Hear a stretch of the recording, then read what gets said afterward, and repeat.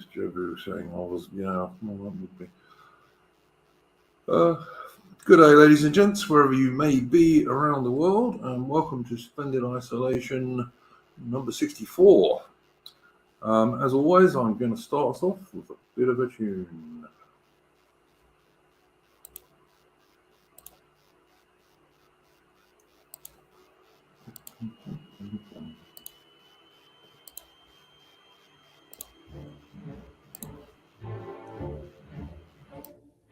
Drake is in his hammock and 1,000 miles away. Captain, but asleep in bed below, slung between the round shot in an umbrello spray, and dreaming all the time of Plymouth. Big up. The island, yonder lie the ships, with sailor lads at dancing heel and toe. And the shore lights flashing, and the night tide dashing, he sees it all so plainly as he saw it long ago. Drake, he was a Devon man, and ruled the Devon seas. Captain of the sleeping bed below, from below his death fell, he went with heart at ease, and dreaming all the time of Plymouth. Take my drum to England, hang it by the shore, strike it when your powder's running low. But onside Devon, I'll quit the port of heaven, and run them up the channel as we drummed them long ago. Drake is in his hammock till the great hour's gone. Captain, our sleeping there below, slung between the round shot, listening for the drum, and dreaming all the time of Plymouth. Call him on the deep sea, call him up the Sound, call him when we sail to meet the foe.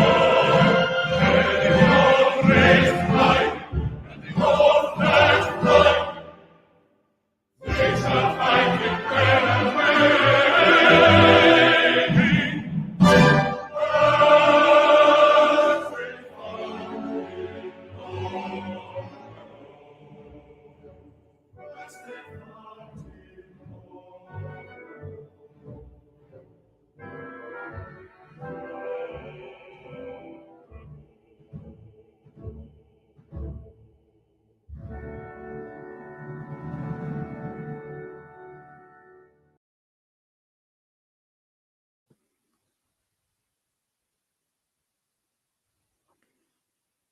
On mute. Not joking. Yeah, sorry, I was just getting rid of that particular screen. Obviously, that was Drake's Drum, which is an English folk song, and it's from the excellent channel Patriotic Archive, which I do recommend to people.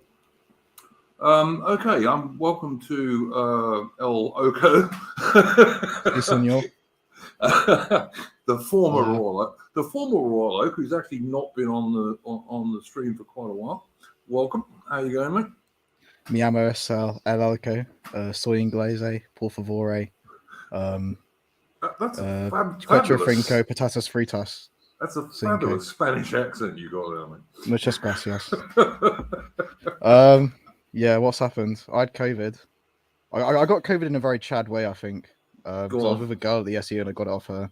So I think that's probably the best way of getting COVID. But she texted me the next week and didn't even. I think I did reply, but I'm not chasing clubbirds. So she was quite pretty actually.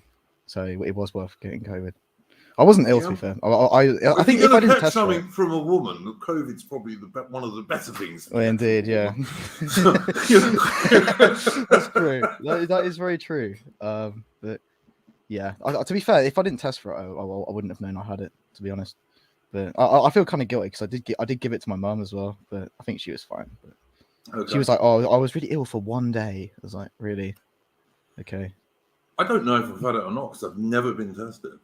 You may well have done. So, to be honest, I had something like in like at the end of last year, like November, that like felt the exact same. Like it had the exact same symptoms. I think I only tested for it once because I kind of have to for work. But I tested for it once and it was just negative. But this time I tested for it twice. It came up positive on the second one. So and it was like very positive as well. But I actually I only had one jab. I got jabbed in June. But yeah, I've never taken any injections for this. Never been tested for it. Haven't worn a mask in many months, despite living in Victoria. Despite living in Victoria, which is one of the worst places in the world for crackdowns and lockdowns, and in fact, I think Victoria and Melbourne had the longest lockdown anywhere in the world, thanks to our glorious socialist leader. Dictator Dan Andrews of the Australian Labor Party, but yeah, but I have a friend actually. Yeah, sorry, Karen. I was just going to say, I think that it's interesting that Putin and the Ruskies seem to have ended most of this nonsense now. Yeah, thanks, Putin. Yeah, I think he's done for sure. Oh, cheers. I mean, to be fair, like you saw some takes, like someone saying like they're getting bombed. They get the Ukrainians are being bombed, and the worst thing is they're all going to be in a confined space, and that is where COVID-19 spreads. When your city's getting bombed, you might get the fucking Kung flu. You might be ill for like 2 days.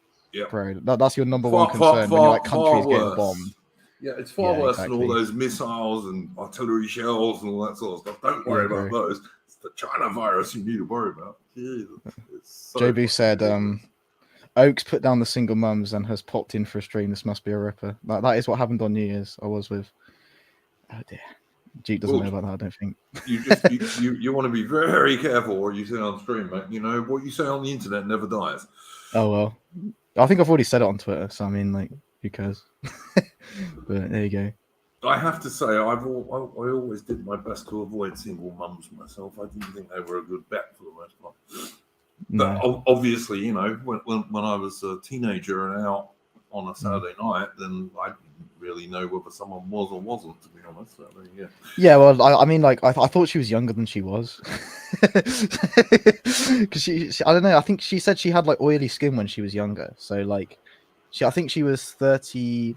So I'm 20, getting on. I was born in June 2001, so I'm nearly 21. So you're chasing MILFs, are you? It's MILFs, I think, not MILFs, but it makes sense if it's MILF. Yeah, I've always thought it was MILF, but MILFs, you're probably right. You're chasing MILFs, right? Yeah, that sounds a little bit better.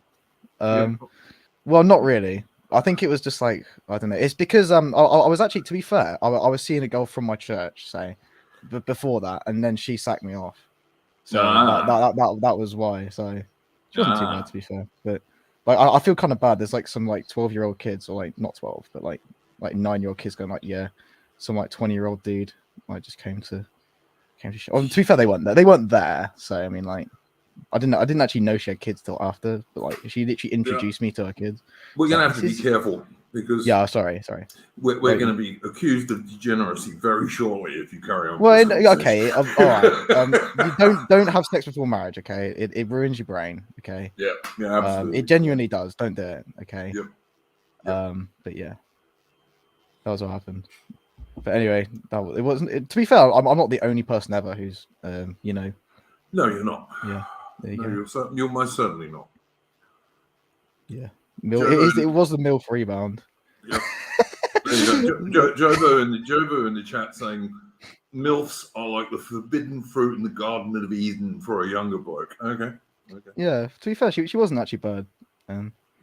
Anyway, I've got to say, when I was your age, I preferred women of about in their late 20s or 30s. I really did. You say that, yeah, because they were more sensible. All the guys that I know that have like, well, out of the, I'm trying to think now. Like most of the guys I know that are seeing like girls, they're always like for example, so I'm like I said, I'm 20, about to turn 21. Most of the people I know who are like 20, 21 are seeing like 18, 19-year-olds, because I think like girls that age like want to see someone who's a little bit older. So that's like the age group that they're dating. It's very rare for someone to date older women. But Yeah, no. When I was your age, like early 20s, I certainly did date older women. Although when I got to be 40, I dated quite a lot younger women. So it's I don't know. I think I don't know. It is what it is, isn't it? I think like girls tend to want to date older guys because they think they have like more of their life in order. I don't, but and they have more money, True. which is not to be despised if you're a No, woman. indeed. Jobu, me too, Duke, less bullshit, and they could actually hold a conversation. Yeah, that was pretty much my feeling when I was sort of 20, 21, 22. So, yeah. But there we go. Okay, now, we did have a topic for this stream, which I don't know if you've even got an opinion on. Well, first, I think what do you call it? John EP asked me what I think of the Ukraine thing. He said, okay. Mr. Oko, are you pro-Ukrainian? What's your thinking behind that? Yeah, go for it, because we'll certainly talk about Ukraine, but I don't want to make the whole stream about it. Don't want to do like the 15th stream. Yeah, I've done 4 streams about this because there's been no other news. I understand. Basically. I understand. But I'm happy to talk about it a bit, so go for it. Well, I think like it is what it is, isn't it? I mean, like I think like there isn't really a justification for Putin invading the Ukraine, really, like from any like kind of rational perspective. I disagree with that, but you can say like NATO encroachment. I think there was an agreement that NATO had with Boris Yeltsin, where they said that they wouldn't expand past past like Poland or something. But I think when I can't remember, it was one of the Baltic states. I think it was when Lithuania joined NATO. Russia said they had no problem with it. Like they made like they said like, oh yeah, there's no problem with it. And then they floated that it was a statement that Boris Yeltsin made. It was like he said like, oh yeah, we have no problem with Lithuania joining NATO, and in the future like Russia may want to join the EU, which is like that's never going to happen now. But as I understand it, Russia herself, under Putin in his very early days, actually said, well, why can't we join NATO? Indeed, yeah, that's actually true. He was turned down, which I think was a mistake. Well, I don't think it's a little bit more complicated than that. When Putin first came in, he was like supported by a lot of people in Europe. Like he went to the UK, he did a visit in the UK when he first came in. He met the Queen, he met Tony Blair, and he was considered to be like a more like, because obviously he was from like the Boris. He wasn't like a communist. He was from like the Yeltsin sort of camp, like the more like pro-Republican, whatever you want to call it, like pro-liberal democracy, whatever. And I think he was like considered to be like more of a liberal politician. So he was supported to begin with, but I think after the Chechen War, I think that changed a little bit. Because obviously, can you blame him for the Chechen War? I mean, the Chechens were doing some really awful terrorism on Russian schools. There was, yeah. It was obviously I can't blame him for the Chechen War. So you're pro Putin, are you, Jake? I wouldn't say I was pro Putin. I'm always pro British and pro Old Commonwealth, which is to say Canada, Australia, New Zealand, and back in the day South Africa, as well as Britain. But I don't think Ukraine is a vital British interest.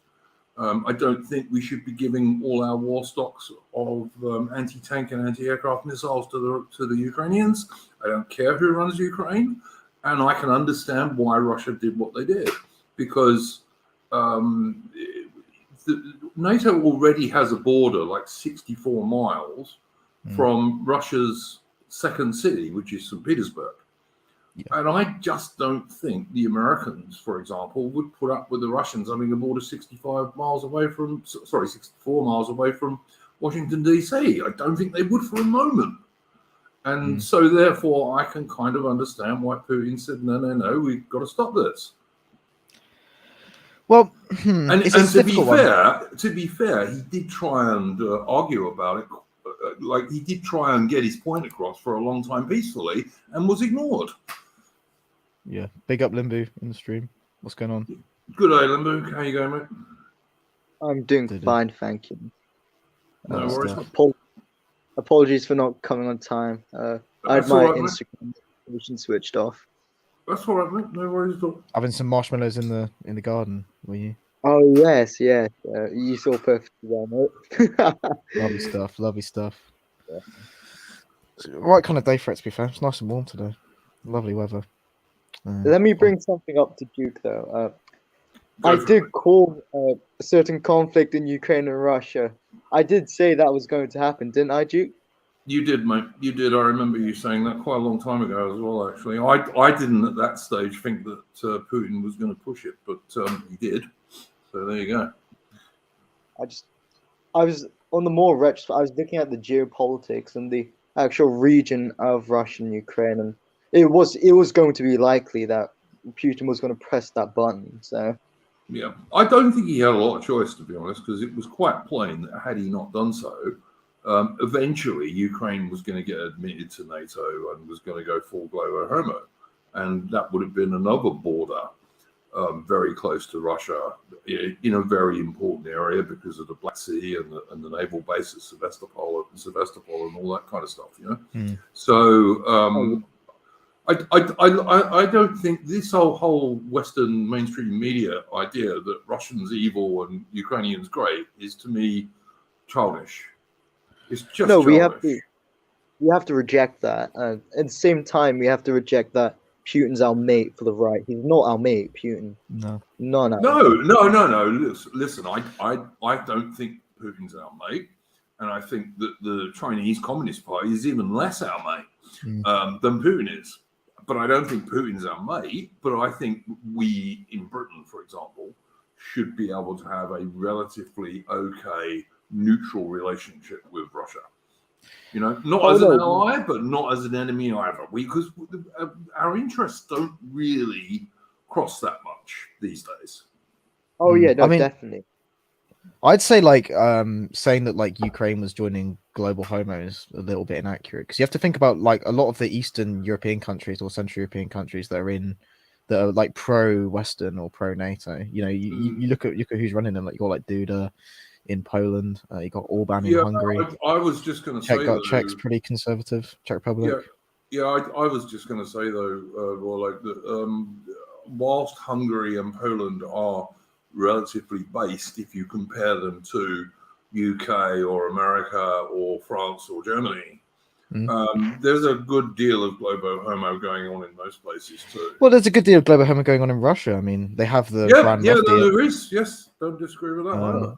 I think to say that Russia's this 100% based country, ultra conservative, and then you have Ukraine. To be fair, to Ukraine, I'm not necessarily saying this is a good thing, but they have a section of the army is literally Nazis. They have a Nazi section of the army, the Azov battalion, etc. Yes, so, I know about that. Yes, it's not really very global homo, is it? I mean, they got well, they're not, but funnily enough, they're being funded by the West. They've been funded by Jews, actually, but well, yeah, also, but you know, but who originally? Sorry, Limbo, carry on, mate, carry on. Oh no, I was making a joke how we've got the stream taken down. So, well, it's true. I mean, the main funder is this Jewish businessman. Yeah, so. You talking about the guy who funded Zelensky as well? I can't remember. He's got curly hair and glasses. And that's the same. The same guy. He's getting called an oligarch if they're from Russia, you know, which is just basically a rich person. That's all an oligarch is in real terms. But but the point I was going to make is that who originally funded Osama bin Laden, etc. It was the bloody West. Yeah. So it's the usual hypocrisy going on. Oh yeah, no, definitely. You can look at the Western media, how they've treated the Iraq War and how they're treating this now. Totally the same thing, but Western hypocrisy. He runs his own political party as well. It's he had his own it was green, it was pro-green politics, but it was also nationalist. But it's also the Prime Minister of Ukraine, who is a Jewish comedian. Yeah, Zelensky. He's Zelensky. He's a Jewish comedian, but he's got something like a $6 million luxury mansion in Florida in America. Now, how do you manage that from being a comedian in Ukraine, which is only semi first world, and then being prime minister is pretty much beyond me, to be honest. But His show's on Netflix now. You can watch it on Netflix. The Servant. He did like a TV program called Servant of the People, where he like when he was a comedian. I think people know about this. When he was a comedian, he did a TV program about becoming the president. Then he became the president. But the TV program called the one where he like becomes the president in the program is now on Netflix in the UK. So not that anyone here has Netflix. But yeah, I believe. Wasn't he he's quite famous? Popular, yeah. Wasn't he famous for playing a piano with his dick or something like that? Yes, yeah. Oh, yeah, really classy for a leader of a country.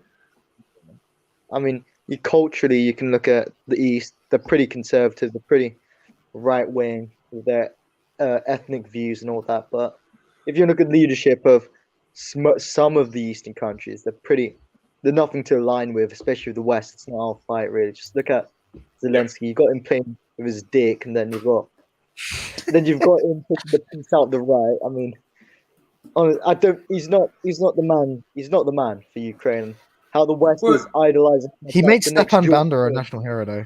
He made the guy who led the organization of Ukrainian nationalists, like Stepan Bandera, who's considered like he wasn't like pro-Nazi. He like fought the Nazis for a bit, but he's like considered aligned with like the Nazis, and he made him like a national hero. He did shut down most of the left-wing parties in Ukraine, though. I mean, you got to give him that. Well, he's shut down every party now, and he's taken over basically all of the media in the Ukraine, and but somehow Ukraine is defending, in inverted commas, our democracy, which is like so fucking crap. It's unbelievable. I mean, anyone who believes that now, I don't know what to say to them. And like the Brits, for example, the British Ministry of Defence, because the British Minister of Defence is a twit, actually admitted on a prank call that Britain now has hardly any anti-tank missiles or man-pads, which are shoulder-fire and anti-aircraft missiles, because we've given them all to Ukraine. I'm nothing like looking after British defence, of course. The thing is, the Ukrainians are probably going to lose as well. Something like well, they're not going to lose. They're getting pushed back. They are definitely going to lose. They have no chance of winning whatsoever. Did you see the latest one that they did? The Ukrainians put out, we shot down 4 Russian gunship helicopters. And the piece of video that they put out with it was taken from a video game. Seriously, they just made it look really hazy to try and make it look a bit more realistic. I think, to be fair, like the Russians have released like their fair share of propaganda as well. Well, they have, but they haven't put out any video game stuff. No, maybe not. Like I use a VPN because I'm not allowed to watch anything from Russia, of course, because there's nothing like a bit of free speech and letting people make their own mind up. But so I have to use a VPN to go and watch RT stuff, etc. And they haven't been at all triumphalist. They haven't been, our blokes are just walking all over these people. They're not doing any of that shit at all. They're just showing the odd bit of film of some troops and tanks and armored personnel carriers and what have you, Yeah. And so I just think it's not a vital British interest. We shouldn't get involved, and it sure ain't worth risking World War III over. I mean, it's a difficult one. I agree with you. Like, we shouldn't get involved in a deeper way. But I mean, the question is like, what's like the end outcome? Like, even if they take over Ukraine, there's going to be like. I think they'll take over eastern Ukraine. Yeah, but the thing is, this is what I think will happen. They will take over eastern Ukraine, and they will either make it an integral part of Russia, or they will set up some sort of puppet regime there. And they want western Ukraine, like on the west side of the Dnieper River. They want that bit to be demilitarized and neutral. And to me, that's a perfectly reasonable Russian idea. Yeah, I mean, I can see where you like. I can see the point there, but I mean, don't forget there are huge numbers of ethnic Russians in eastern Ukraine. Oh yeah, there are. The Ukrainians okay. There's Russian speakers. There's Russian speakers. There's Russian There's English speakers in Ireland. So yeah, I'm sure there are, but I mean, nearly all Irish people would speak English. But the point I'm trying to make is that there are large numbers of actual ethnic Russians in eastern Ukraine. Large numbers, and the Ukrainians have been fighting those guys for years. Well, it's a question of like whether or not the separatist republics are actually supported by the population. There's quite large suggestions that they're not. But I think the breakaway republics are like kind of proof that you don't necessarily you only really need like maybe like a third public support to be able to like seize power if you've got like the right backing.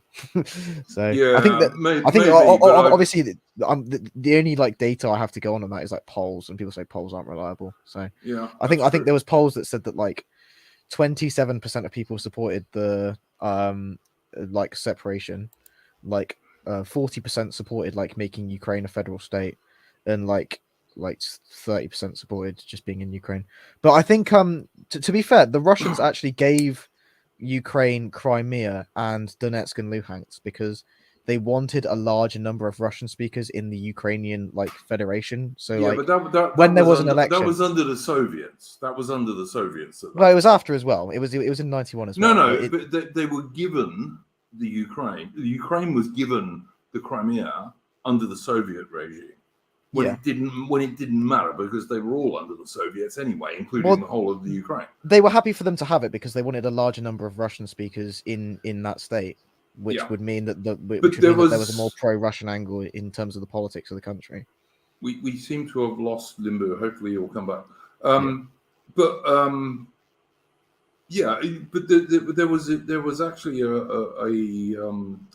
referendum in the Crimea that voted to return to Russia. I agree. The Ukrainians ignored that. Yeah, well, Crimea is a difficult one because I think like it used to be majority Crimean Tatar. They all got deported. The people that live there now, many moons ago. Yeah. Well, yeah, 1950s, not that long ago. Well, 1920s mostly, but yeah. Yeah, well, okay. So it used to be Crimean Tatar. Now most of the people who live there are Russian. I think it's only like 8% Ukrainian, isn't it? So there's not really a lot of justification for that being in Ukraine. The reason that the Russians originally, like I said, the reasons they originally wanted it to be in Ukraine was because they wanted a larger number of Russian speakers inside Ukraine. But obviously, because their position has Ukraine itself was only created by the Soviets in 1922, I believe, under Stalin. Yeah, well, there's a Ukrainian language, but even the Ukrainian language is pretty much somewhere in between Russian and Polish. So, well, of course, a lot of Western Ukraine's Hungarian speaking, quite a lot of it. Yeah, but I don't know. I just think the Russians have a reasonable case, and I'm not saying that Putin's our buddy. I'm not even saying Putin's a good guy, although he does at least seem to act broadly in Russia's self-interest. And I just wish someone like Alexander Johnson would broadly act in British self-interest just once. That would be indeed. Cool, I think there's a kind of narrative in the Western media that like Putin is not supported by like a large number of Russians.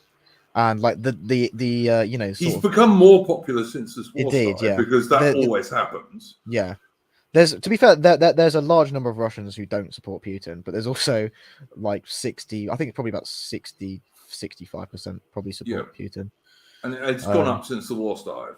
Yeah, and everything they're even banning Russian cats from cat shows. It's just fucking. It's ridiculous. Very silly. Yeah. I think I put something just to sound my own horn as always. I put something on Twitter. There's like on Strictly Come Dancing. There's a woman who's Russian. There's two Russian dancers on Strictly Come Dancing, which is a popular show. I'm sure you know what it is. I've heard of it. I don't watch it. Yeah, so obviously you wouldn't watch it, but there's two Russian dancers on there, and they've been told unless they like make a statement that's anti-Putin, that they'll get thrown off the show. They'll be kicked off. Like they're members of the show.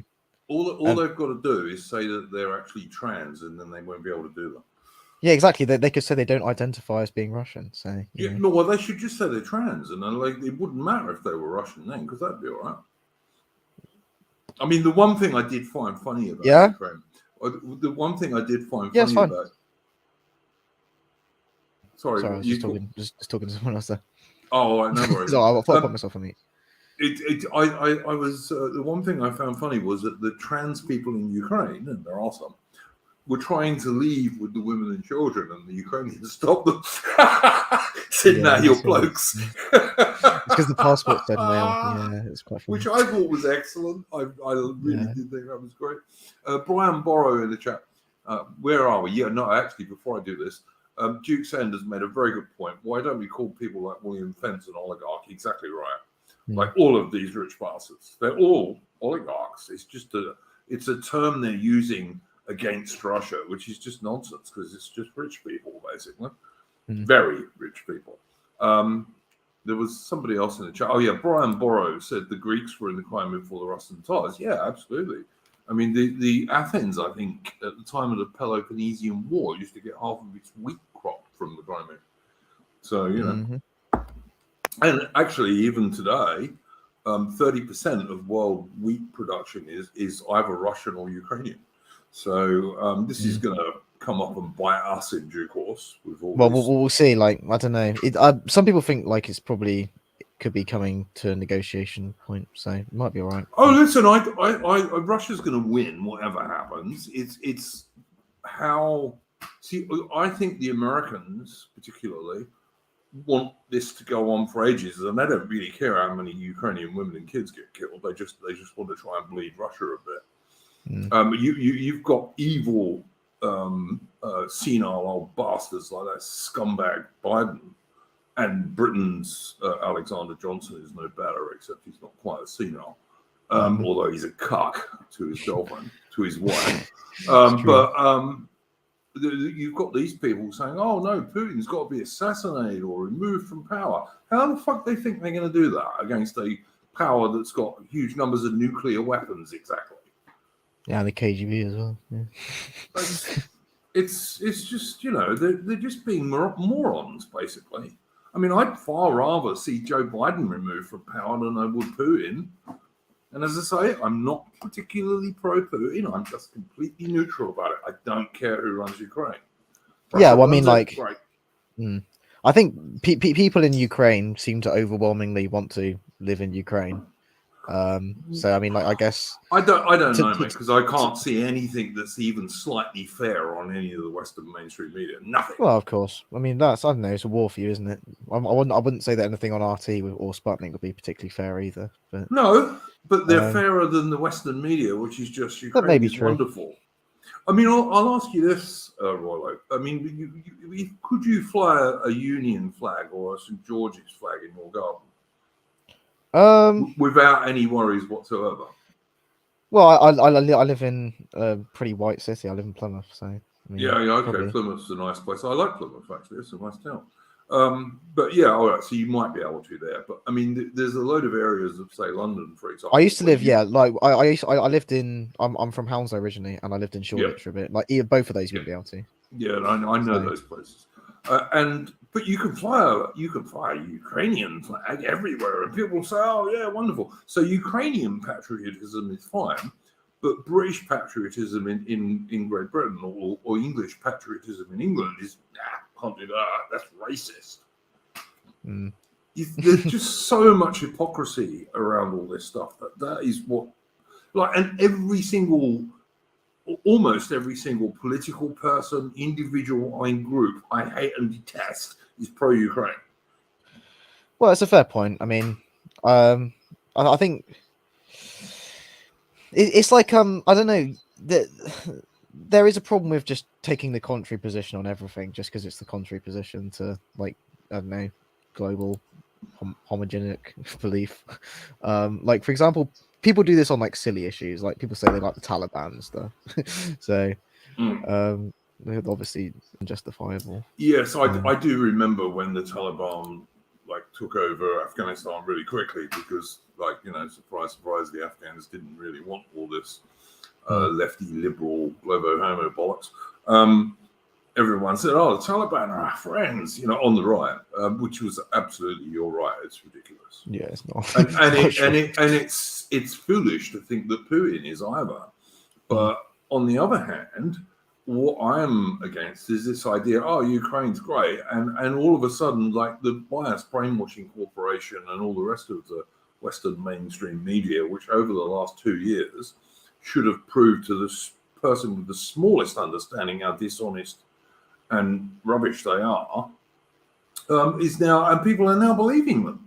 you know, even people who were like very anti-vax and all this kind of stuff are now going back to this. Oh yeah, you know, the BBC's telling us the truth.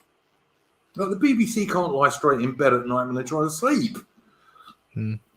It's so crazy to me that people can't see this stuff, you know. Well, yeah, I mean, there's no such. There's always an agenda at play when things are being written. I think, like I said, I think Alice Jones said in the chat, sometimes there are good guys and bad guys, but more often it's just not our business. Like the way I feel about it is like I slightly lean towards Ukraine just because they're a bit more, I don't know, European, I guess. But I'd say that like it's just a war between Ukrainian people and Russian people. Like there's not really any like you can't really justify it because it's more just like a tribal. It seems to me like a tribal conflict. Well, they're very similar people. Yeah, and they're very similar people. I think ideologically they're just the same. Like there's no there's far righters in the like pro-Russian camp, like Spartak Battalion, whatever it's called. Sparta Battalion, I think it's called. And but I mean, even in a DNA sense, well, like they're very much the same people, really. Yeah.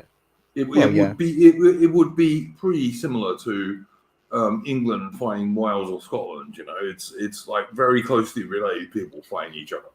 Exactly. Yeah, and there's all these like kind of contrived themes, aren't there? Obviously, like Putin said that he's working to denazify Ukraine to remove the Nazi I think that was quite a. I mean, I don't necessarily believe it totally, but I think it was quite a sensible move, seeing as the West for the last 70 years, that like the worst thing of everything in the entire history of the universe is the Nazis, which you know, maybe. Like, I'm not saying they were good people at all, but then neither was Stalin and the Russians. Yeah. Well, no, indeed. I mean, you know, the history is written by the victors is the famous statement. Yeah. Obviously, the Nazis were bad, but. Yeah, sure they were, but so was Stalin, and Stalin actually killed a hell of a lot more people than Hitler did. But you know, so, I mean, Chairman Mao killed a hell of a lot more people than Hitler did, for that matter. But yeah, he did. 555 in the chat says, speaking of the vax, 222 seems to be the year of dying suddenly for 50-year-olds. It does, doesn't it? Indeed. Like famous Australian cricketers and people like. Oh yeah, Shane Braun died, didn't he? Shane Braun.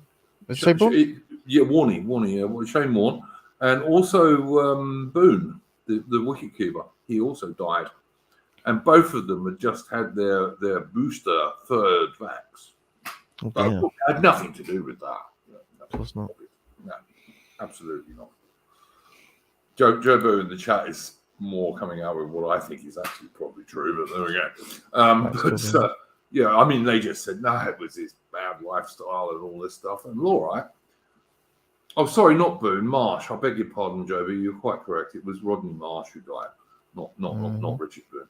But again, a pretty famous Australian cricketer, died the same day, I believe, as Warney did. Yeah, and also had just had his booster thing. Boone can't die. Well, I hope he doesn't. I mean, I don't want anyone to die particularly, but anyway. But yeah, I definitely think there is a lot of people dying. I'm hearing tales of women having problems with pregnant women having problems, like with miscarriages and so on. And I think this could grow over time. We'll see. I mean, so I'm like, I have never for one second regretted never taking any of the vaccines at all. I've never been worried about it, because I think for most average people who are not hugely overweight or already very sick or very old, which is often the same thing, because most very old people are already sick with other things. I think it's dangerous for those guys. The China virus, I don't think it's particularly dangerous for average, not extremely elderly, not extremely overweight, like obese, and not very sick people. I think for most people, it's like a bad flu at worst. Yeah, I mean, there's certain people who have like pre-existing conditions who can get pretty unlucky and get some like long-lasting stuff. But I think with Omicron, it's like, especially like the current variant. That's a very mild one. Apparently. Yeah, it's very like it's getting milder and milder. Like it's over, guys. Like, come on. Yeah. No, I mean, even like I say, I lived in Victoria, which was like the place that had the longest lockdown in the whole world, which got really boring, let me tell you. And even here, it's like I was in the shopping centre in my local town. I don't know, what, a week ago, I suppose. And there was only maybe 10-12% of people wearing masks anymore. Nearly all women, I have to say. That's true. But women are like. It's very interesting.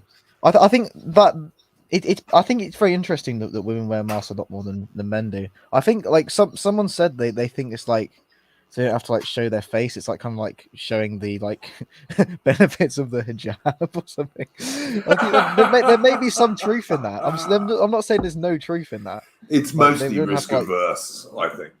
Well, partly. There may be some truth in them wanting to cover their face because they think they look like not very good this morning or something. There may be some truth in that. There certainly could be some truth in that. I mean, ugly women are probably going to be the last people who are still wearing masks. I'm sure that's true. But I was seeing quite young and what looked to be reasonably attractive women still wearing masks last week. Not many of them, but some. And I think it's mostly because women are just hugely risk averse. That's why it was a mistake giving them a vote. That's why it's a mistake that they're in the military.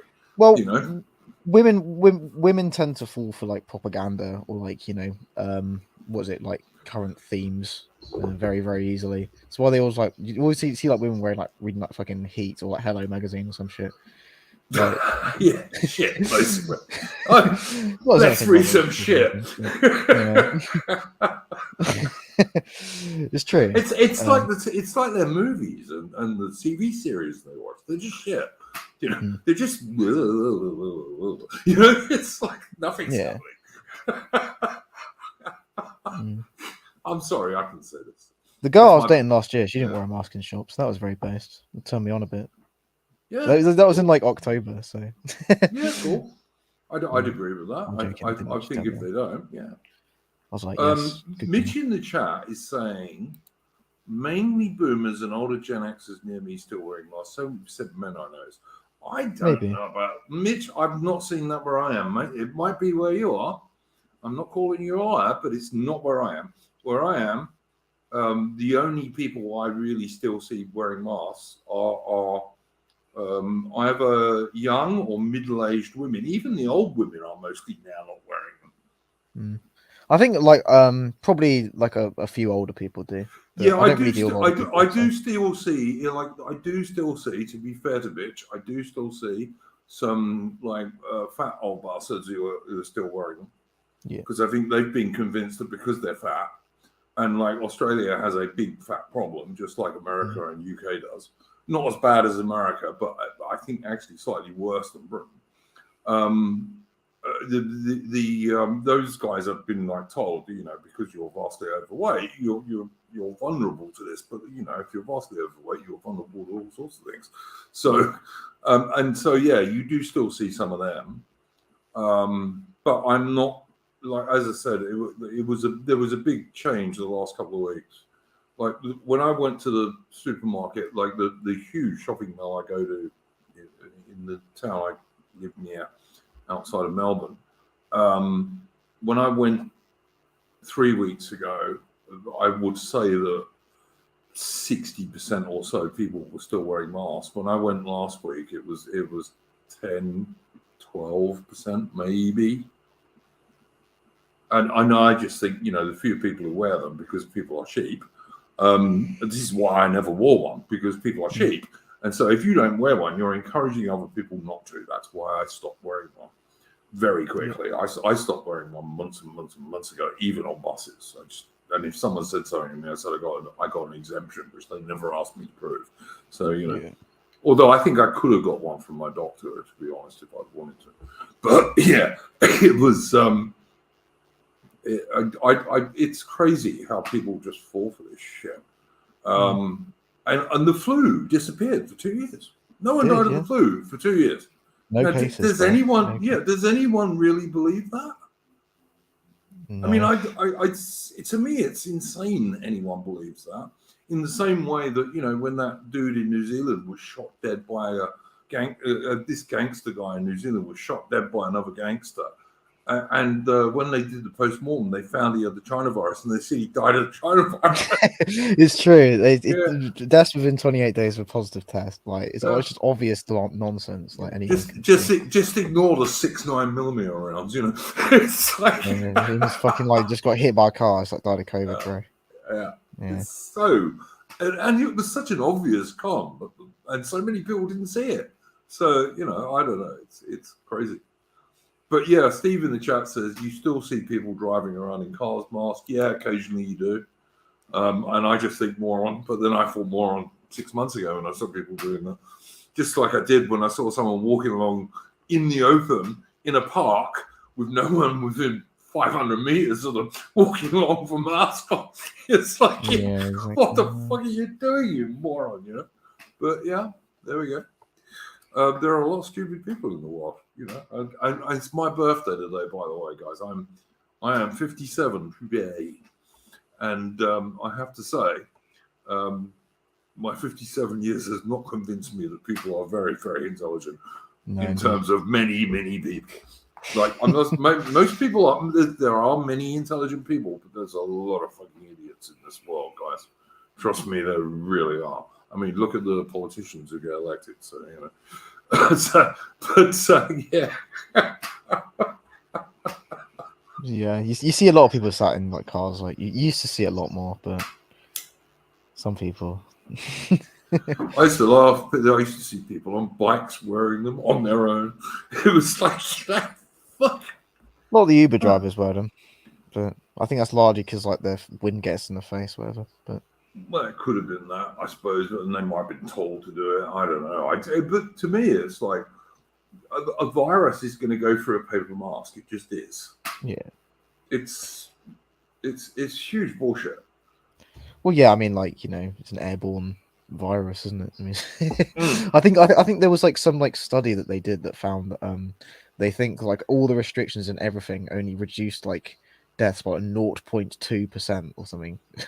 I think it was literally 0.2%. That was the number they gave. Like comically no. Yeah. And that's got nothing to do with all the little kids, for example, who are disturbed now because they don't understand why people are not wearing masks or were wearing masks. Yeah, I think like plus that I think like 47% of kids have like speech delay, like age like 4. Like because they haven't seen people speaking, have they? Yeah. So. Yeah. And kids copy, of course. Captain Smith in the chat. I will agree with this. I try not to judge anyone wearing a mask while they're at work. You don't know how much choice they have in the matter. That I totally agree with. Yes. I mean, I know for a fact, like I've got a couple of pet zebrafinch birds. I've got tropical fish. I've got my little dog. And so I go to pet stores, and there's one pet store which I don't use anymore because they have a great big notice on the window saying no admittance unless you're wearing a mask. So I just don't give them my money anymore. Yeah. Because I was not going to put a mask, and I used to go there like all the time for all these animals that I have, but I've just gone to a different shop. Yeah. So yeah. Now I had a particular subject for this stream, Rollo, that I thought would be worth a discussion. That was raised on a Discord, and it was basically you all know because you follow this stuff pretty much the same as I do, I suspect, that, you know, you have all these, well, not all, I won't say all, it's some. You have Christians who go on about, we can't cooperate with pagans, or we can't cooperate with atheists or agnostics. And then you have certain Christian denominations who say we can't do stuff with other Christian denominations. And I don't know what you think about that stuff. I mean, because you're a Christian, I believe. Right? Indeed. Yeah. I'm a Christian. Yeah. Well, I think like I don't know. I think obviously you're talking about like dissident right stuff. I think it's something that's often quite difficult to define. I'm not really even sure what the dissident right really is. Is it like something that's separate from like, because like there's people who are dissident right who are like pro-Trump, like just basically like mainstream like conservatives. And there's people who are very very anti. You can have people that dissident right. They're basically like centre right, Burkean like communitarians. You can have people who are call themselves so-called dissident right, and would be like, what, like as far right as you want to go. So I think it's something that I don't really know the definition of, in terms of like Christians like cooperating in real life. I think I go to an Anglican church, and most people at the church don't even know what denomination the church they go to is. Like they just said, "Oh yeah, I just go to church, and like I believe in God, and like I sing songs about Jesus, and like I believe in Jesus, or whatever." In terms of like cooperating with pagans, like I think like pagans generally have like their so and so on a stick or whatever sort of view of Christianity, which I think like it's not entirely true or fair or helpful. I don't think like in terms of a real politic perspective, I don't think there's like a large what percentage of the UK is like pagan, like 0.15% or something. Well, what percentage of the most UK of those is are like, Christian? well, yeah, true. Pagans make this point as well. They always say like, oh yeah, like look how bad the country is being a Christian country. It's like, what percentage of people go to church? Like 1 in 20 at best. Like, I mean, like, I'd be when people make this surprised point, if it was that high. It's about 1 in 20. Apparently, that's what the polls say, but probably a little bit less than that now. But like I said, I think like most pagans anyway are like kind of like you sort of like average Glastonbury sort of pagan, like a sort of spiritual person. I wouldn't say they were right wing in any general sense. They're more just like happy dovey, whatever you want to call it, hippies, whatever. You don't really see like. To be fair, I actually have like a couple friends in real life who are like kind of like right wing pagans who like Varg. But I think those kind of people. I was thinking people like Varg and people like Survive the Jive, these sorts of guys. Yeah, well, I mean, like in terms of what do you mean by like cooperate with them? Like, what are we doing? Well, I'm not going to not cooperate with someone like Survive the Jive because in most look, let me be clear about this. I'm an agnostic, okay. Yeah. I'm no longer an atheist, which I was for many years, but I'm an agnostic. I'm a don't know, and that's probably as far as I'm going to be able to move. I'm not at all against Christians, and I'm happy to call myself a cultural Christian because I am, and we all are pretty much these days. But I've got no problem with cooperating with someone like Survive the Jive, as an example, because he mostly believes in the same things I do. Yeah, for sure. I mean, I like his videos. I've seen a couple of them. I mean, also, I have equally no problem with cooperating with someone like, say, the Distributist, who is a fairly devout Roman Catholic. But he doesn't insist everyone else has to be Roman Catholics. That's just his own view. And I got no problem with cooperating with someone like him either. And to be honest, like us on the dissident right, or the real right, as I think we should start calling ourselves, because it really is, we are relatively small in numbers, and we have absolutely no power whatsoever in Western nations. And I just don't think we can afford this bloody silly purity spiraling, saying, this bloke's got a different religion to me. This bloke believes in the Christian God. This bloke is a pagan. I just don't think we can afford that. We need allies, not more enemies, because we have enough enemies already. For sure. I mean, I think, like I said, I find it very difficult to define what the dissident right actually is. But I mean, like, I think there's like a variety of different goals going on there. Sure. I wouldn't even call it a cohesive group. All right. If you're going to say dissident right, I think for a start you've got to believe in the end of mass border immigration. If you don't believe in that, you're not dissident right at all. Okay, so like we're talking about what, 60% of the UK population? yeah, absolutely. I mean, I wouldn't define it very strictly, because the less strictly you define it, the more people are on our side. And to me, I want to win. I don't want to lose. Indeed, yeah. So what's dissident about it then? Well, because it's dissident in terms of the so-called elite narrative, the global homo narrative. It's completely dissonant to that, as you very well know.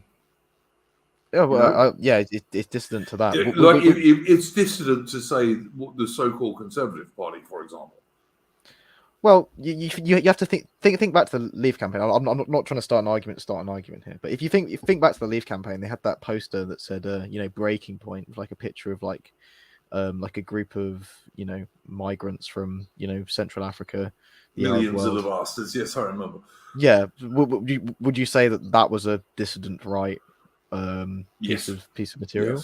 Yes. So and I think that's the main reason that I really think that was the main driving force behind the Brexit vote, to be honest with you. Well, I mean, you have to remember who was in Vote Leave, though. I mean, like people like Dr. Liam Fox. I wouldn't really say that Liam Fox was dissident, right? No, but I'm talking about the ordinary people who voted for it. Yeah, I'm sure, but I mean, if you want to say that the Breaking Point poster was a piece of dissident right material, then you could say that like a lot of people within the mainstream were dissident right. I think it's just something like right wing, but not in a Tory boy way. Yeah, funny one. yeah. To be honest, I know a couple of people that associate with the Conservative Party. I actually don't like them at all. I'm actually not a Tory boy, despite popular belief. Yeah, no, I would say that to Captain Smith in the chat. I've known Warlake for quite a long time, and I would not describe him as a Tory boy. He's not a supporter of Alexander Johnson's Conservative Party as it is today. So no. And I think anyone who is, then you can call them a Tory boy. But if they're not, then they're not a Tory boy. I've met Tory people. Like there's like I remember one of them was like complaining like, "Oh, I'm only going to be earning £28,000 next year. I can't believe it. Like, only 28,000 at 22. Like bloody hell, how are you going to survive?" Yeah, shame, like, they were just like, "Oh yes, I think that free markets are a good idea." I'm trying to remember. I think the first job I ever did, which was in like the early 1980s, I think I got 37 quid a week or something after tax. Yeah. So yeah, funny. But it's obviously inflation was less now than it is now. This is something that's going to really rise up on us, I think, over the next year to 2 years. I think so. Inflation is going to go through the roof. We'll see. I mean, in terms of like, I'm pretty non-optimistic about its impact in terms of like society and culture. What you mean? You don't think it's going to change things? No. I think it will be pretty like bad for people. But in terms of like politically, I think everyone's just going to blame it on Putin. So I don't think it's going to change anything in terms of politics. But hang on, I think it's going to be like, pretty hard. But at least the sun's out. That's a positive thing. Can you keep talking for just a minute, mate? Because I've got to go and check something. I'll look at some chats. Captain Smith, I guess I was a Tory boy in 2019. Was very pleased when Boris won. To be fair, I think I was as well. Maybe more relieved than when Corbyn had not won. How times change. Yes, indeed. To be fair, like I think Corbyn's kind of a member of the kind of what you would call like the sort of like you can tie him to like the sort of like old like Tony Benn kind of like sort of like patriotic English. Obviously, he's pro mass migration, but in terms of his economic policies, he was like fairly protectionist. He wanted to like nationalize the railways, which is something that you should support. Watch my video on the topic, Royloke YouTube channel. Okay, if you run out of fuel, we need to get more. I think fuel to be fair might be going down now because I think crude wholesale has gone down. But again, like this is just an example of like what do you call it, like price gouging by companies. I mean, I think like for example, you can see in the US like there's people at the Texan border like queuing for 3 hours to try and get to Mexico to buy Mexican petrol, because in Mexico the fuel company is actually nationalized. It's run by the government. So it's actually a lot cheaper. So the US used to only have one oil company, used to be run by Standard Oil. And then it got split up into like ExxonMobil, Chevron, Texaco. I think there's a few others as well. And basically the idea behind that was that if there's more fuel companies, it would provide competition. But basically what's happened is like fuel companies just set the price and then everyone else just copies it. So it's not in their interest to drop the price. But when the oil is owned by like the state or like by like a state owned collective, where the price is like set to like no green tax as well. I don't think there's green tax in the US, to be fair, but when it's like set to the actual value, because I think oil again, like you can't like not buy petrol if you need to drive somewhere, you can't not buy petrol. I suppose you could buy cooking oil in theory, but they're going to ban it. You know, it looks to me in due course they're going to ban it. Yeah, the Franklin makes the point. The petrol is regulated by the Taiwanese government. Mind you, that's price controls. That's not really state ownership, but price controls can get a bit dodgy. But I think state ownership's a good idea. But yeah, I don't know. I'm not really into state ownership, to be honest. But I will say that, like, I think eventually, they probably sooner rather than later, they're actually going to ban petrol cars. I think the Conservatives in UK are already talking about banning people driving cars on Sundays, which will be great for people who want to go somewhere on the weekend, of course. Really fabulous, that will be.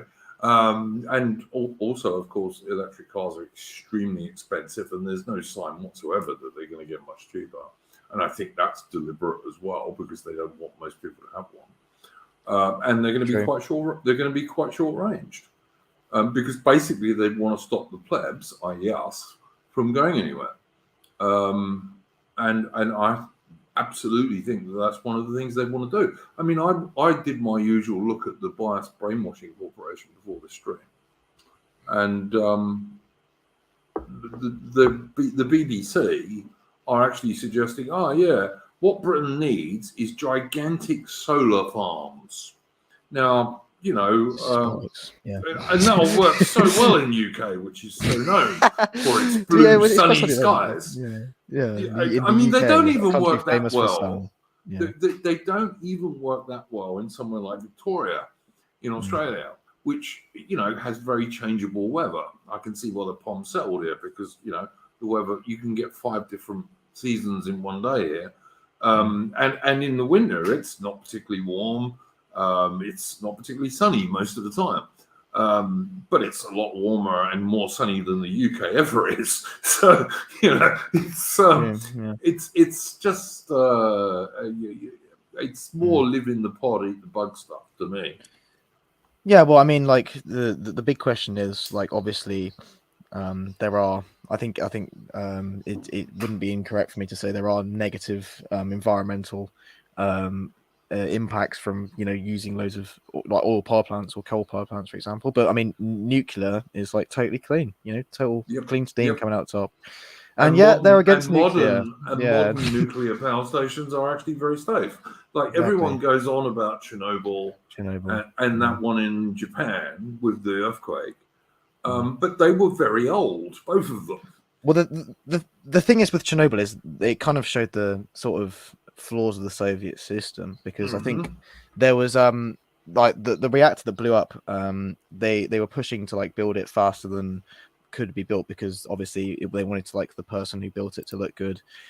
They didn't want to switch it off because it would make them look bad. They didn't do the test properly because it wasn't being checked properly. It was a failure of the whole system, and people often say that was I think few like historians have said that they think like Chernobyl was the beginning of the end of the USSR, because it showed like the failures that they had in the system. I think the Franklin in the chat here has brought up something which I think is quite important, and I think is a major thing behind this. High petrol prices are going to destroy people living in the countryside and the outer suburbs of major cities, because you have to be able to drive. And I think that's true, and I think it's on purpose that they want to stop that, because if they can force people into these big urban conurbations, that's going to help them, and that's going to ease. That's even going to further force us into this 21st century serf role, which I am convinced our so-called elites and oligarchs want us to be in for the rest of this century. I'm absolutely convinced of this. I mean, Jobu also makes a good point. Electric cars eventually need battery replacements around 10,000 K. They will never be realistically affordable for average punters. And will the elites care? No, I don't think they will care. I think that's, again, a deliberate policy. I mean, I think we are absolutely going to be in a situation, and the sanctions and all the nonsense being done to Russia at the moment are going to make this far worse, where because there's going to be no reliable power sources and not enough reliable power sources, you're going to have brownouts, which is something South Africa already gets all the time, just because Africans can't run shit. But we're going to have brownouts, we're going to have blackouts, and we're going to have loads and loads of poor people, and particularly elderly poor people, who are going to have a choice: do I heat my home or do I eat?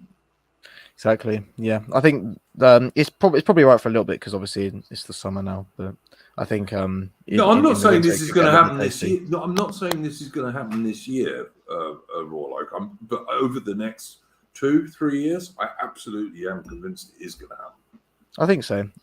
It's quite likely, because of the sort of way the global supply chains have come out. Yeah, we'll see what happens with Russia. Actually, that'd be an interesting thing. I think Putin will probably stay for a bit. I don't think they've got any chance of removing Putin whatsoever, to be honest with you. I mean, could they assassinate him? Maybe. I reckon he'd be one of the harder. If they assassinated him, Russia would just invade. I think if they assassinate him, we might end up with someone a lot worse. I mean, in terms of economic power, though, I mean, I'm not sure. Like, Russia has an economy the same size as Italy. Like, it's not really an economic power in the same way it was. It's not. But you don't be confused, because the cost of everything in Russia is a lot less than it is in Italy, for example. True. So when Russia spends X amount on, say, the military, that's a lot more than Italy spending that amount, and Russia spends a hell of a lot more on the military than Italy does, trust me. They're not exactly smashing through Ukraine either. People thought they would. No, that's not true, man. It's been going on a month, okay? And Ukraine is getting endless amounts of modern weapons from the West, and did not have a small army to start with. And it's also about the size of Texas. People don't realize this, I don't think. It's the second largest nation in Europe, apart from Russia. It's far bigger than Germany, for example. Yeah. Far bigger. So I reckon the Russians are doing all right, given the disadvantages they're fighting under. I don't believe some of the ridiculously casualty figures they're putting out. Possibly. I think not possibly. They're just, some of them are impossible. I mean, you see things like 30,000 dead Russians. No, there aren't. That's Russians. No. It's an absolute joke. To be fair, I think I saw that as well. AA put up something saying there was only 557. I think it's probably more than 557. But... Yeah, it could well be, because it's a much more serious war than, say, Afghanistan, because the Ukrainians are far, far better armed than the Afghans ever were.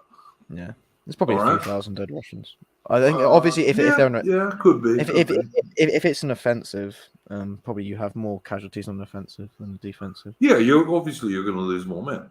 I mean, the general military thing is you need 3-to-1 advantage to take a position. So, like, if the enemy's got 100 men, you need at least 300 before you're going to have any chance of taking that position. Yeah. And you're going to lose more, obviously, because you're moving in the open and the enemy is dug in, presumably. So, yeah, but I mean, some of the casualty figures that are coming out of Ukraine are just bullshit. And the West, there's not 30,000. There's not 30,000 dead Russians. No chance whatsoever. There's also not 557 like was being claimed. But no, I reckon the 30,000 is probably like I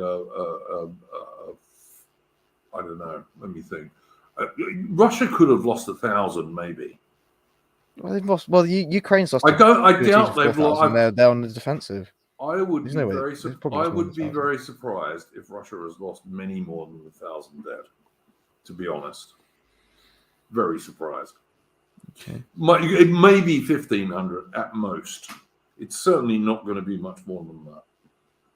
Yeah, so according to Russia, 1,351. I suspect, though, that's a Russian source, though, so it may well be higher than that. And that's not including Donetsk and Luhansk as well, and pro-Russian. Yeah, I think that Russian figure could easily be accurate.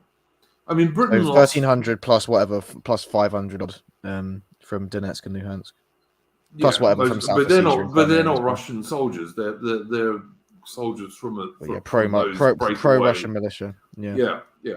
So sure, I could believe that. But the idea that they've lost, 30,000 dead is just an absolute joke.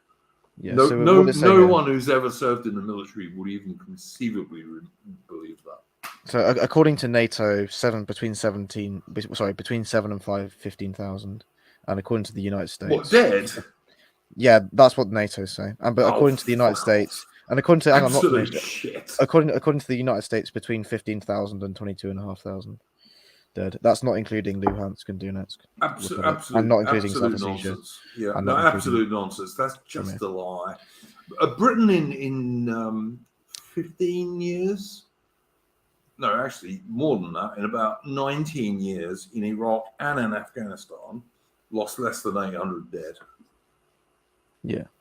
Look, 5-6 times that many wounded, because these days, like guys who are hit, if you can get them to some sort of medical facility quickly enough, they don't tend to die so much. And there's body armor these days as well. Yeah. And the Russians use that too. There's absolutely no possibility whatsoever that Russia has lost 30,000 dead. None. It's absolute nonsense. the Franklin said in the chat, when I came into the stream, I heard Iron Duke speaking, but thought that it was actually Jeremy Clarkson speaking. I thought that he'd got him on a stream tonight. Yeah, you do. You do sound like Jeremy Clarkson. Do I? Honestly. Well, he's I'm joking. and had I picked that picture, I wouldn't have done the pink scarf. But there we go.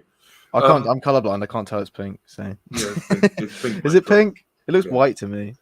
No, it's pink.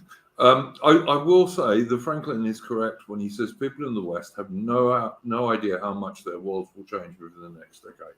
I absolutely think the Franklin is totally right about this. Yeah. It's one reason I've followed the Franklin for years now, and I've done several streams with him. The West has no idea how bad we are going to get in the next decade. There's going to be actual. All right, there's already poverty in parts of the West, particularly in some of the Rust Belt American cities like Chicago and so on. It's going to get far worse than it is now. I know that I've spoken to people like Duke's End, etc., and on electricity bills, and electricity bills just this year are going to more than double. They are going to more than double what you're paying now. And the same thing is going to happen to gas bills as well. Energy bills are just going to more than double. And I have found it interesting, like when I go around the shops, you get all the time, there are certain things running out. I couldn't buy any sugar in a supermarket a week ago because it had run out. Well, it's like, supply chains are fucked because of COVID. So yeah. And now we're making it worse because of all this nonsense that we're supposedly doing to Russia that is actually going to rebound on the Western countries at least as badly. And you've got nations like India, for example, which buys most of its weapons from Russia and has done for a long time.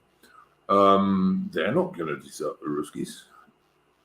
And the ridiculous... it's a question of the Chinese aren't very happy with the Russians because there's a few things that have leaked, and apparently they gave an ultimatum that he needs to get it finished by a certain date, or they're gonna kick off at him. Chinese, but I mean, I wouldn't trust them an inch. No, I mean, I dislike. They're not happy about the Russian invasion of Ukraine. I think it's not really in their interest. But I dislike the Chinese Communist Party a lot more than I do Putin, but I would say that long term, Russia and China are natural enemies because they both want to control Central Asia. And all those Chinese armored divisions are not really aimed at the South China Sea. Armored divisions ain't much use for taking over islands. No. So they're aimed at the Russians, and I'm quite sure that Putin and the Russian leadership know this. So I think it's insane that the West is driving Russia into China's arms, and at the same time driving India into Russia and China's arms. But what can we do? I'm not Sleepy Joe Biden, the senile pedophile who runs America. So or the fat git who listens to everything his wife tells him who runs the UK. So I don't know. It's like. When I was married, if my wife said to me something stupid, which she frequently did, I would turn around and tell her, get stuffed and stop talking crap. But apparently Alexander Johnson cannot do this. It's like, even though he's Prime Minister of Britain. But it's, I don't know. Ever fired a Mosin Nagant really good rifle? No, it wasn't. Mosin Nagant was one of the worst rifles made in World War II. Talking about, if you're going to find a good rifle puff wagon, you've got to fire a 303 Lee Enfield. That was a good bolt action rifle.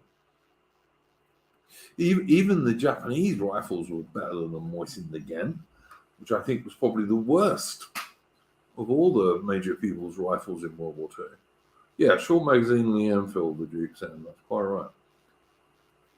Or actually, in World War II, it was a number 4 rifle. But I've recently had people telling me you've got to use the correct designations for all these things. So, like the SLR was an A1L1 officially, but like when I was in the British Army, I didn't hear anyone ever refer to it as an L1A1.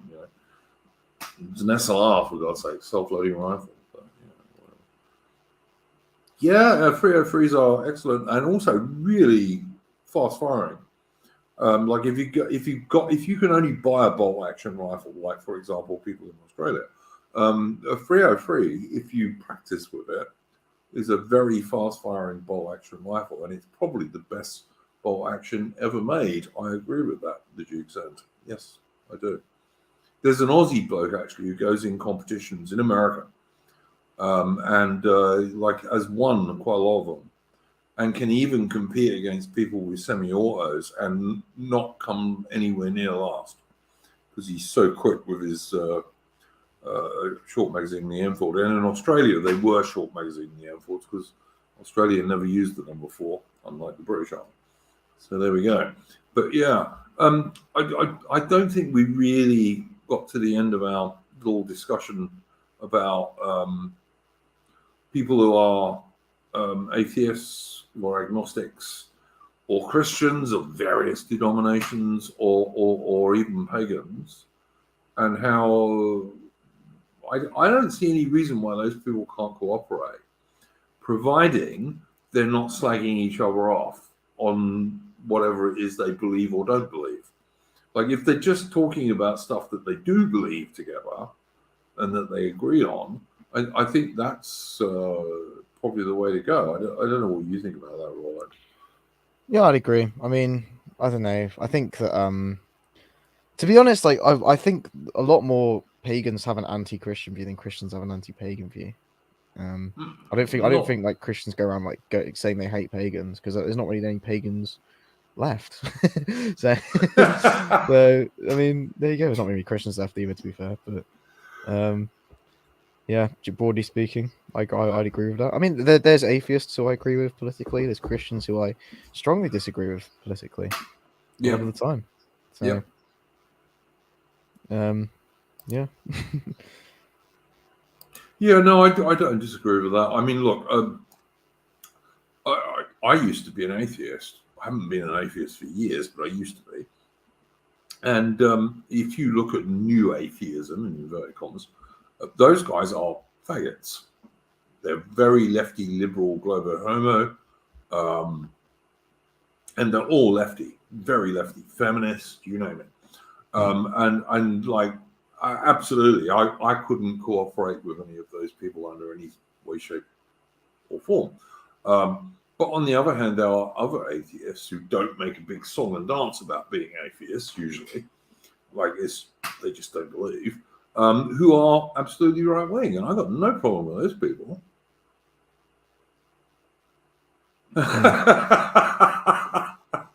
Franklin's being funny in the chat. Are you atheist or Anglican? I'm an Anglican. Yeah. Proud Anglican here. Yeah, but I was baptized in Church of England, but I get where he's coming from, and you must too. Like, is the Archbishop of Canterbury actually a Christian, do you think? It's like, really, man, I'm asking. No one in my church discusses the Archbishop of Canterbury very much, to be honest. I mean, right, he doesn't. Yeah, this is what I'm trying to say. He's not very important. Yeah, so in other words, you don't really think he is. Well, I don't know him, so I mean, I can't comment. It's not for me to comment on other people's faith, personally. Yeah. I have no view. I generally don't even know what he thinks. I don't really follow him. Yeah, so. Which makes sense. But yeah, I mean, I think, like I said, I know good Anglicans like yourself. I know good Roman Catholics. I know good Orthodox people. I know one or two good people who are dissenters. You know, all Christians. Got no problem with any of them. But I also know good atheists and good agnostics, and I also know good pagans. And I just think, like, if providing you're willing to not slag off someone else's faith or lack thereof, and you're also willing to concentrate on the things you do agree on, then I think there's everything to be said for cooperation amongst people. Because we're not a majority, sadly, and we don't have any political power whatsoever at the moment, as far as I'm working out. So, you know, Duke Send is saying atheists are pagans, agnostics are pagans. Technically, yeah. Well, yeah, I do kind of see what you're saying there. Yeah, absolutely. Mind you, it was kind of redefined in like the 1980s around like kind of like the fucking Stone Circle Druid movement. So yeah, that's what I think. Like pre 1980, you'd be correct. If you're talking like in the 1500s, then yeah, it would be accurate to say that non-Christians were pagan. But I mean, like, yeah. Nowadays, people know what it means. Gary Garner's Goy Pride, you're absolutely talking nonsense, mate. I'm sorry. I have not referred to myself as an atheist for at least 3 years. At least. Agnostic, I told you I'm an agnostic because I don't hide it. I didn't tell you, yeah. And I've never worn a fedora in my life. I do have a, what are they called? I have a Panama that I wear. I've never owned a fedora in my entire life. So there we go. I think I used to have like a cricket hat that I used to wear sometimes when I was playing like cricket outside. I used to be a bowler a little bit. Yeah. But you were talking about one of those wide brim cricket hats, yeah. That's what I'm talking. I don't know what they're actually called, but yeah. Nor do I. They're just wide brim cricket hats. I've had those. I've had a couple of Aussie hats, you know. Traditional Aussie hats. In fact, at one stage I had a digger's hat someone stole when I was in South Africa.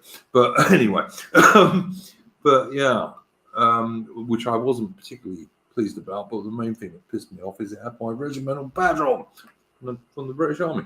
But anyway, it's some black person somewhere has that now. Yeah, some black person does have it now, and they certainly won't understand the Queen's Regiment badge. But no, it's got the motto on it, which is "Evil be to he who evil thinks." But there we go. The Franklin, I only wear pith helmets. I've actually never worn a pith helmet. The closest I ever got to that was in South Africa. I once went to the opening of a battlefield route thing. And this lady who ran a museum got me done up in a real original officer's uniform of the 10th Hussars. But it was the full dress uniform of the 10th Hussars. and it was. I can't say I thought it was very comfortable, but I did wear it. But that was the closest I've ever come. Never worn a Biff helmet. Never owned a Biff helmet. I think I wore one at a museum once. Might have been Torquay Museum. It's a good museum, Torquay Museum. Right. I don't think I've been there. I've been to Torquay, but I don't think I ever went to the museum. But yeah, no, I just think that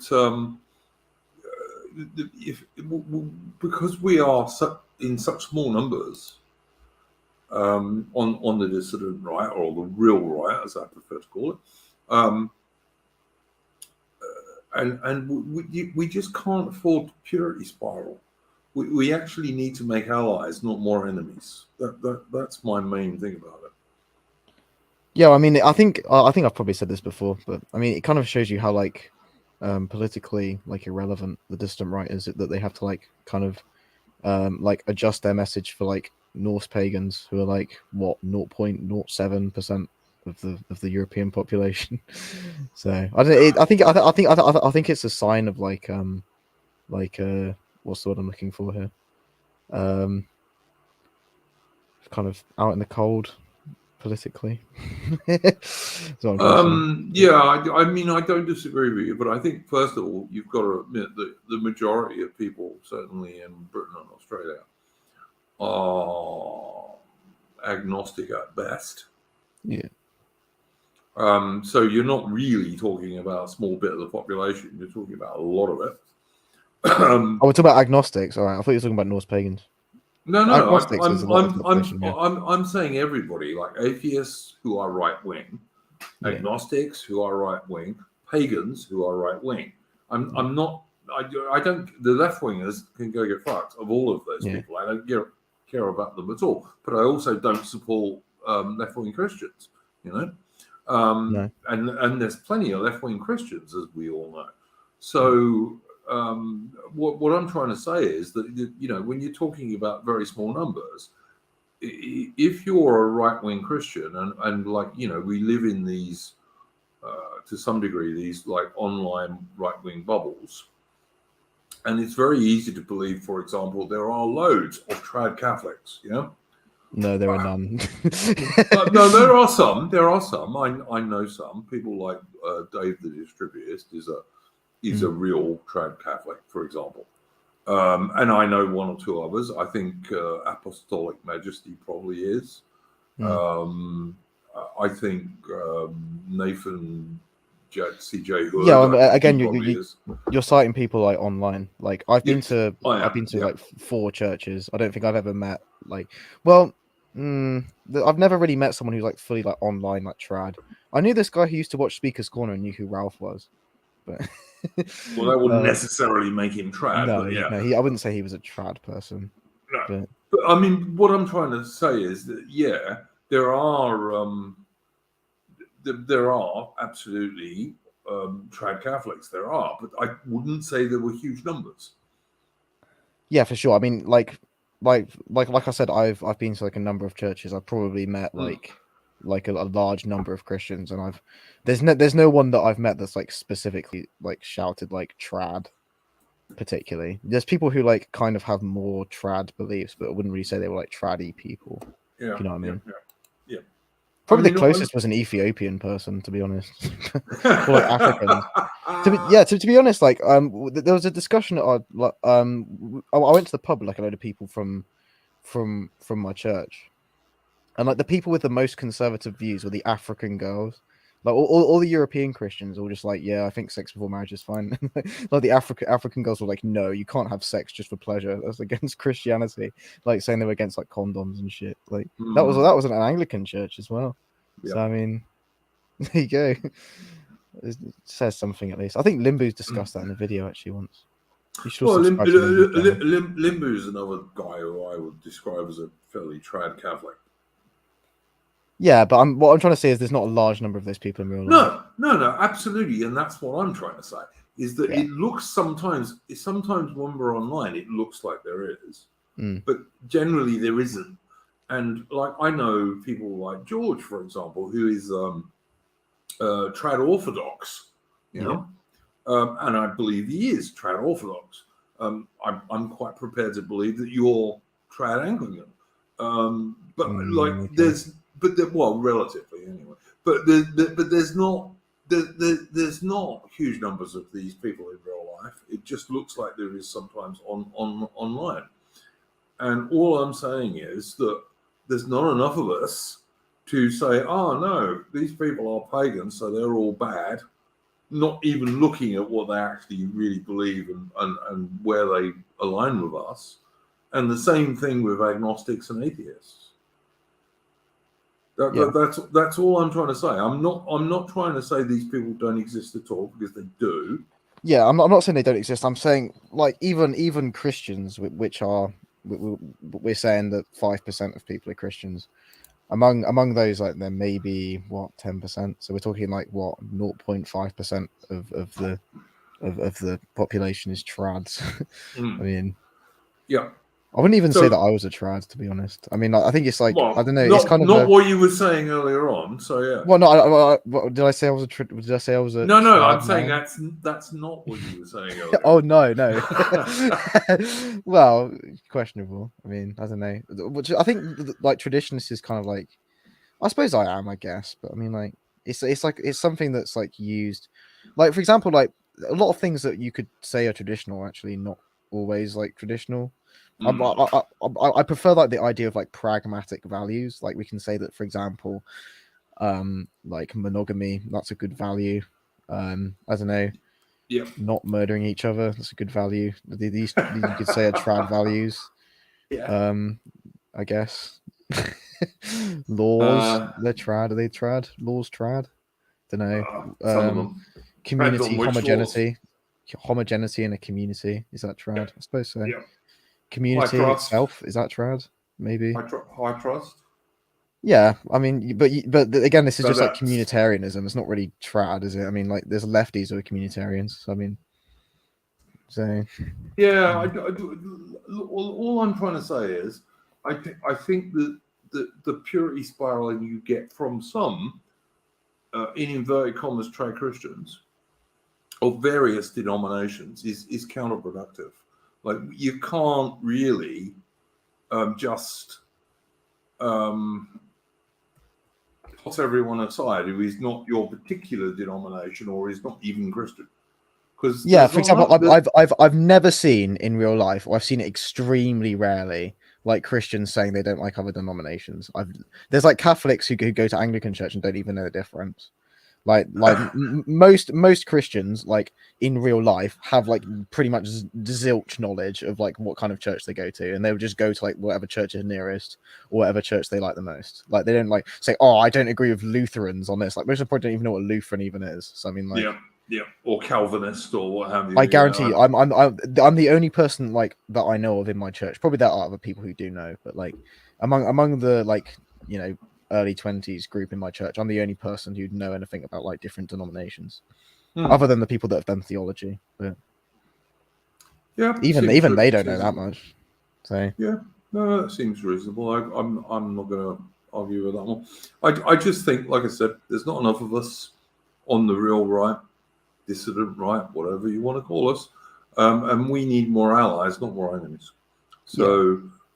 Just because someone does not have the same exact beliefs or lack of beliefs as myself, I'm not going to chuck them under the bus, providing they agree on like the broad stuff that is important, like ending mass fail-born immigration and not being feminist and not being global homo,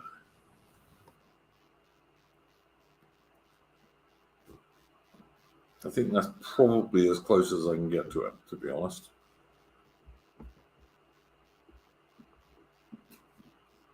Right, so I was just on mute there. No worries. No worries. I'm just thinking that's about as close as you can get to it, as far as I can work out, anyway. Yeah. So yeah. I'm sorry we lost Limbu earlier. I think he's probably got busy because he is revising for exams. He's not. He's boiling mushrooms in the garden. He's put it on his Instagram story. He's boiling mushrooms. Well, you know what I mean. Like the marshmallows is what I meant. He's like, putting on the end of the mushrooms. I was going to say. Yeah, you know what I mean. I've been at work today. I'm tired. Leave me. They put like a mushroom on the end. You know what I'm talking about. You know perfectly well. Yeah, no, Lady of Short. This is not the AA versus Joel Davis debate again. We were just talking about, because it was brought up on a Discord I was in earlier today, that all pagans are faggots, for example, which is not true. There are some good pagans around. There are some pagans who are faggots. Yes, there is, but there's some Roman Catholics and some Anglicans who are faggots. That's my view anyway. And there are certainly atheists and agnostics who are as well. So yeah, but but no, it's not that. I'm just saying that what we should do on the real right or dissident right, whatever you want to call it, is judge people on an individual basis. And if you can get along with them and they are not attacking whatever you believe or disbelieve or whatever it might be, but in general terms they agree with stuff that you agree with, then I think we should be allies and not enemies. That's all I'm saying. Which seems reasonable to me. Violence do you know anything about AA apparently had an argument with nativist concern? Two very interesting characters. Do you know anything about that? Someone said that to me. Oh, go on, tell me. Right, let's have a look then, shall we? I know of nativist concern. Yeah, he doesn't like me very much. He called me an Anglican jelly. Yeah, he doesn't like me much. Called me an Anglo faggot as well. Yeah, I always call him a Nazi larper, but there we go. Yeah. Well, to be fair, I'll say this. I probably respect. This is probably, I don't know, you might disagree with this. I probably respect like the PA people probably more than I respect AA, to be honest. Because like the thing is, when they say I hate K whatever ever, they're actually telling the truth. That's actually what they think. with AA, it's just he says whatever. It just gives the contrary opinion just all the time. Just he's just for the point of doing it. He's earning a living. He is exactly, but I mean, I think even though they tried to fucking dox my work, I respect PA more than I respect AA a little bit. But I don't know. Did I tell you Laura Towler sent me a 2,000 word email a year ago? Really? Complaining about me chatting shit about them on Twitter.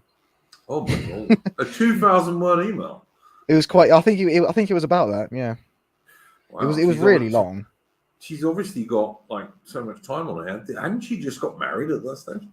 Yeah, I think she was pregnant with a child. Just writing emails. I think she wrote one to Niall Anglo as well. I don't know how she found Niall Anglo's email. Oh, I don't know. Look, I don't have anything to do with these guys. I mean, I used to be in the 37 lot, so yeah. To be fair, I've had nothing to do with it for a year. I've never had anything to do with PA. As I said, I was in the 37 words group. I still kind of believe the same stuff as I did then. I haven't changed. I used to have a podcast that I think you might vaguely remember this. I had a podcast with during lockdown, I had a podcast with 2 other Zoomers. Yeah, we called Zoomers, and they did promote that the podcast. It was on their website.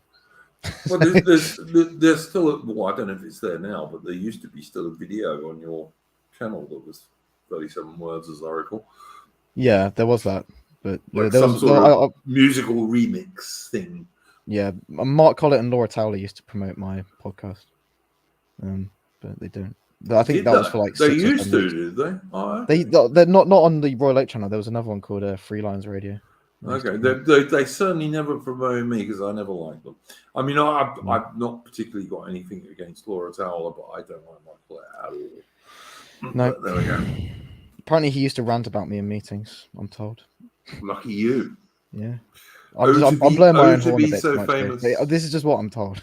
To be so famous. But what happened with this native concerned twat? So I always thought he was a bit gay. Telegram. I always thought he was a bit gay as well as being a Nazi larper. What's that person who's fuck? It's who posted it? It was oh yeah, it was what do you call it? Fucking Gammon Easter Worshipper posted it. Let's have a look, shall we? Down here, innit? Yeah, so there was so nativists put up a thing saying Sub-intellectuals like Academic Agent exist purely to create drama, circular arguments, and never-ending rumination for income. I like these long words; they're very cool. He'll tell you to clear out the elites who refuse to acknowledge objective reality, then host a tranny on his channel almost weekly. He'll tell you all polls and government statistics are fake, support a story claiming 23 million unvaccinated, then source the official data to eliminate dissidents. Beware the host who invites the broad church to his channel. Tranny nights, girls astrology night, get owned by Sargon night. It's not in aid of truth or organization. Jesus, he's put some thought into this writing, but the pure ethic of capitalism, no different from Bezos and Fink. I'm not sure who's referencing there. They'll flirt with nationalism when it's profitable, then move on to elections, schizo coup d'etat theories, schizo COVID-19 theories, and whatever else is in the news cycle to attract customers. I firmly believe that these low T, to describe someone as low T, bourgeoisie talking shops should be shut out of the conversation with serious people. What serious people are going on AA streams? They'll only monetize your work and then call you a Nasbol. Lovely stuff. All right, what do I think about that? I think some of it was correct. Minoan in the chat says AA is always in a fight with someone. I think that's true, and I think it's done deliberately. Even like imagined people he's in a fight with. Yeah, but I think that's his Tory boys things is largely in. Who are you fighting with, bro? Imaginary people. But I mean, also I think he does that on purpose because he makes a living. From his YouTube channel, and the way his YouTube channel allows him to sell his courses and all this kind of stuff. And I don't blame anyone for that. He's got family. This naivist concerned dude, however, was the bloke who lost this PA banner to like a group of Antifa types in London. It was them and the London branch of he dropped it and ran away, as far as I worked out. So I don't really take naivist concern too seriously. Well, no, I don't take any PA people very seriously, to be honest. No. And I mean, if you're gonna organization, and I mean, Antifa. Let's be honest; these are left-wing soy boys and bugmen. They're not like big, powerful blokes. One of my friends actually got a PA leaflet through the door not too long ago. Someone's delivering them down here. Not in my area. It was like fucking, I don't know, Barn Park or some shit. Something up there. But it's like it was one on COVID-19. It said like on the back of it like campaign for political truth, and it's like the PA. I was like, Mark Collett made that, didn't he? It looks like something Mark Collett made. It's like, yeah. Well, mind you, I will say one thing. I watched a Radlib video. You know Radlib? Yeah. Radical Liberation. Crazy fucking guy, to be honest. I think he's a bit mental. I think that he believes quite a lot of quite good stuff. Post weird things about sex on Twitter. It's a bit strange. I'm not on Twitter, mate. So anything he posted on Twitter, I've never seen. All right. I know he's got an enormous family, so like he's working on a football team, as far as I can work out. But I mean, good on him and his wife. But yeah, he did a stream recently with what's his name? I remember his name. Horus. He did a stream with Horus, and I used to be quite anti-Horus, but on that stream I actually became a bit more pro. Because first of all, he said he doesn't want a fascist-style government for the UK. He's a libertarian, yeah. Yeah, he's altered his position a bit over time, which is fair enough. I'm always happy for someone to like become more sensible. But the stream he did, which was on Buchanan's book, The Unnecessary War, Churchill and Hitler and so on, is actually, that's an excellent book. It really is. And I recommend everyone on the right to read it. And that was actually a very good stream. And although I didn't agree with every single word that was said in it, I agreed with more of it than I disagreed with quite easily. I think he offered to debate me once. He sent me an email saying, like, do you want to debate? I was like... Oh, listen, I'd actually have Horus on this stream. I'd have Horus on this stream without problem. Yeah, he offered, but I didn't want to talk about PA for 2 hours. It's a bit boring. Yeah, no, I don't know. Is he still a full-on PA supporter? I don't know. Who knows? I don't really follow it. I don't think he probably is. He was listed on the he was listed. There was like a thing that fucking Hope Not Hate published that listed him among the PA people. Oh yeah, but that was ages ago. So. Almost, being on Hope Not Hate is almost like an accolade these days. Congratulations for that. Yeah. Yeah, I mean, if they ever wanted to put me on there, I'd go, oh, cool. People I don't like me. Oh well, that's a shame. But it's like, yeah. I like I said, I'm never been a Nazi larper. I'm never going to be a Nazi larper. I don't think the Austrian painter was a good guy at all. No. But I don't think Stalin was either. And I am no great fan of Winston Churchill. Had never have been. I think he did enormous damage to Britain. Yeah, enormous damage. I don't know what I mean. To be fair, like I think till the end of time, white British people always have a positive view of Winston Churchill.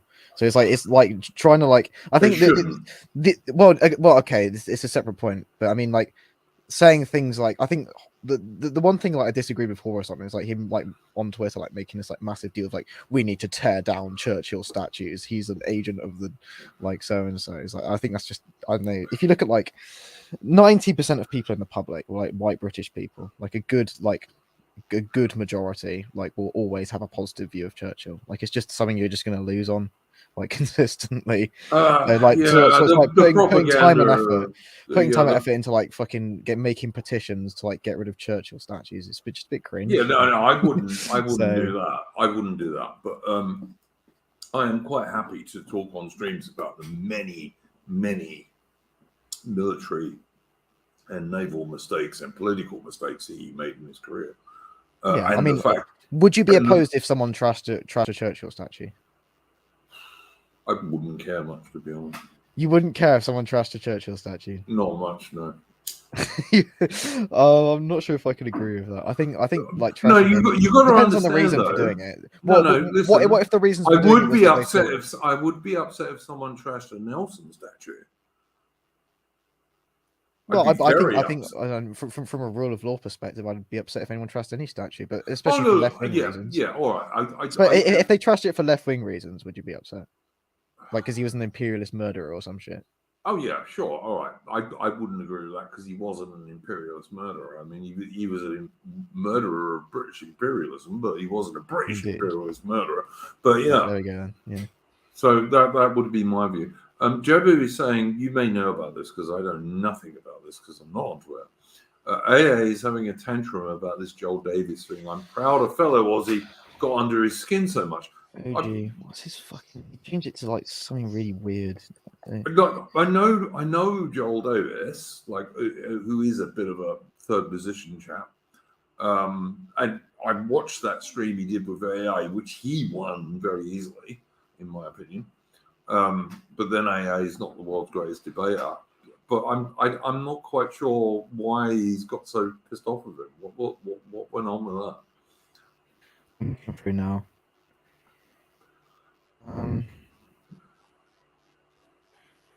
Teeth. Is they talking about this? That's Thomas 77. That's not. Is that what you're talking about? Might be. I don't know. They did a stream together like a couple of weeks ago. Oh, here we go. So they're saying he's acting like a child. So there's a big fucking wall of text. Jesus Christ. Who's acting like 15 paragraphs. Like, what the fuck? Right. Something status of officially broken to retarded Substack rank. First of all, the idea that I blindsided because he's saying he was not happy with the tactics he used in his debate. I'm not even. What is the debate even about? AA is saying he wasn't happy with the tactics used in his debate. Yeah. And AA is saying he wasn't happy with the tactics Joel Davis used. Yeah. So he said AA said that he's not happy with the tactics that Joel Davis used. Well, there you go. Joel Davis sounds like cope to me, to be honest. Yeah, Joel Davis. I haven't even seen the debate, like complaining about the tactics used. No, I watched it, and Joel Davis was a little bit rude occasionally, but he only a little bit. He won that debate very easily. What was the debate about? Oh, what were they talking about now? Lady of Shalott, you're in the chat and you watched that. What were they talking about exactly? Hang on, she'll tell us in a sec. Negative vision. Do you know the fucking positive division? Oh, that's right. Yeah, that's right. I remember what it was now. Yeah, but Captain Smith, you're correct. Thank you. It was AA was saying, "Oh no, it's just clear them out," and Joel Davis was saying, "No, we've got to be a bit more positive than that." And Joel Davis won that debate very easily because, like, simply going around to normies and I don't know, even because AA doesn't think it's even worth talking to normies. What are you going to put to people saying, "Oh, clear them out"? Okay, clear them out for who? Who's going to replace them? Clear out the normies? No, our current so-called elites. It was Jonathan Bowden said you got to clear out all these liberal crapheads, and he was right. But you have to replace them with something. You just can't clear them out. Well, I think like pretty much all of the elites like only really care about power and will just go along with like societal like things willy-nilly. Like, for example, like I don't think like the people that run fucking GlaxoSmithKline or like Unilever or like BP fucking care about like black social justice in any way at all. I think they just pretend to go along with it because that's like the overwhelming like theme.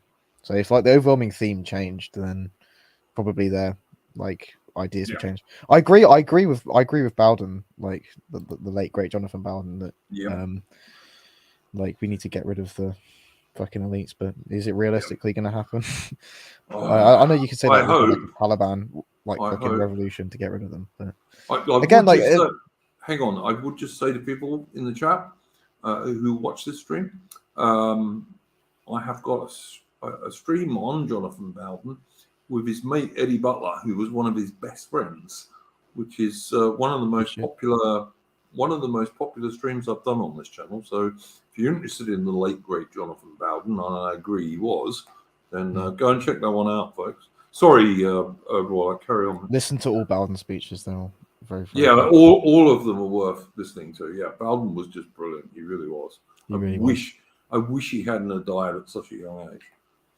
Yeah, indeed. He's probably the best like speaker that like the dissident right's probably ever produced. John Hawkins has a thing here. Economic collapse may clear them out. Maybe. I don't know. It might. Bro, don't give people false hope. It's not going to change. No, I'm not giving people false hope. But look, I don't see how it's going to happen without something like that. Like I reckon if things get bad enough, and they might with this kind of economic collapse that I see coming towards us over the next 10 years, which the Franklin, when he was in the chat earlier, also mentioned. That is one way something actually radical might happen. Like, the thing is, it would just maybe. I think like I don't know. We'll have to wait and see. There's no one with a crystal ball in their office, is there really? No, there isn't. But it's one way that something might happen. Whereas if things just carry on as they have been for the last 20 years, where things have just got slightly worse every year, I don't see anything changing for quite a long time. But a real problem with like big scale blackouts, people not being able to afford to heat their homes. Well, the thing is, when was there an occasion where the elites were cleared out? There's nothing really to compare it to. I mean, like you say the French Revolution. I mean, like but Russian Revolution. Even then, like a lot of the oligarchs who like owned land still remained after the French Revolution. Oh yeah. Same thing with the fascists in Italy. And that didn't change the oligarchs at all. Not much. Well, it did, but not much. It did, but same thing with Spain. Same thing with Germany, of course. But it did cause quite a big change, and it certainly caused quite a big change in the mainstream political direction. Yeah, I don't think we're going to see like a fucking clear out of the elites because we get 10% inflation. I don't think. No. But I think we're going to get far higher than 10% inflation. I think we're going to get 25% inflation, and more than that on some things like energy and petrol, etc. I think we're really, really, really going to the Western nations, as the Franklin said when he was in the chat, and he's right about this. Over the next decade, people's lives are going to change vastly for the worse in advanced Western nations than they even have an inkling of at the moment, for the most part. I really think we're going to get like 25% inflation, not 10%. We're going to become much more like Venezuela than we think. Well, possibly. I mean, obviously, there's paper money in the economy, isn't there? Well, so much of it, yeah, and so much debt. Like not only government debt, but private debt as well. Yeah, I mean, we're on the brink of something which will be at least as bad as the Great Depression in the 1930s. Yeah, I think. I mean, that's. I think I'm not denying that there's like going to be a pretty negative time in the next foreseeable. But I mean, to say like in 1932 during the Great Depression, the fucking elites weren't cleared out. That's what I'm trying to say. Oh no, absolutely they weren't. But I think because we've had it so easy for so long, relatively speaking, I just think that this could be a really big shake-up, and like I think Globo Homo might even die. That's not to say you're going to change all your elites, because, like you say, many of these elites are almost eternal in some respects. But it could absolutely change the mainstream political direction of a lot of nations. Well, I'm not saying it will, but it could. And listen, I think it's going to be really bad. I think it'll be bad for all of us, by the way. But at the end of the day, there might be maybe a little bit light at the end of the tunnel, because the light at the end of the tunnel is a fucking Labour government, probably. No. Not at all. Not at all. Not at all. 5 years. Yeah. No, I don't believe that'll happen for a second, to be honest. I'm thinking we'll get like a Corbyn in who's saying like, yeah, fucking nationalise all the energy companies. No, that's what will happen. That's what will happen. No. What do you think is going to happen? We're going to get a fascist dictatorship? No, absolutely not. I'm no supporter of any of that stuff. But we might get a genuinely nationalist and genuinely right-wing government. Neither of which will be fascist. If in UK, for example, fascism is never going to get anywhere in UK. No, I agree. Will. Yeah, I agree. But you might actually get a genuinely nationalist right-wing British government, which for once starts to look out for actual British interests, because that might be the best way for those elites to look after themselves. You're saying because you're saying the elites would want like a, I don't know, like what you're saying, like a more right-wing Reform UK supported by the elites. Much more right-wing than Reform UK. But yeah, I'm thinking like a government which would put a moratorium on immigration, like net zero immigration. A government which would start to change stuff. Franz put Duke is # dark Brexit. That's the thing that people were talking about. I like dark Brexit, dark madness. Yeah, me too. So do I. But I also think that a government that would like start to support actual families and women having children at a reasonable age, and getting rid of most of this Globo Homo bullshit. And one of the things that gives me some hope of that is that we are moving into a more multipolar world. So you're not going to have just America as the world overlord, because America's just not strong enough to do that anymore.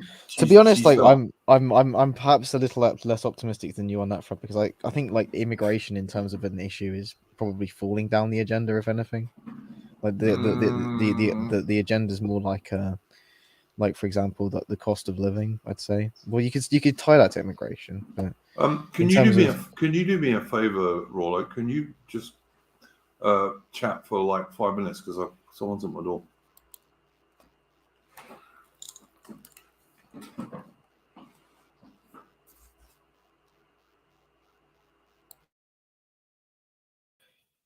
There we go. Fucking kick me off there. Right. What are we talking about? Let's have a look at the fucking chat, shall we? Everyone in the chat, hello. Sub to Royal Oak with an E at the end. It's peak videos. Can be this summer, bro.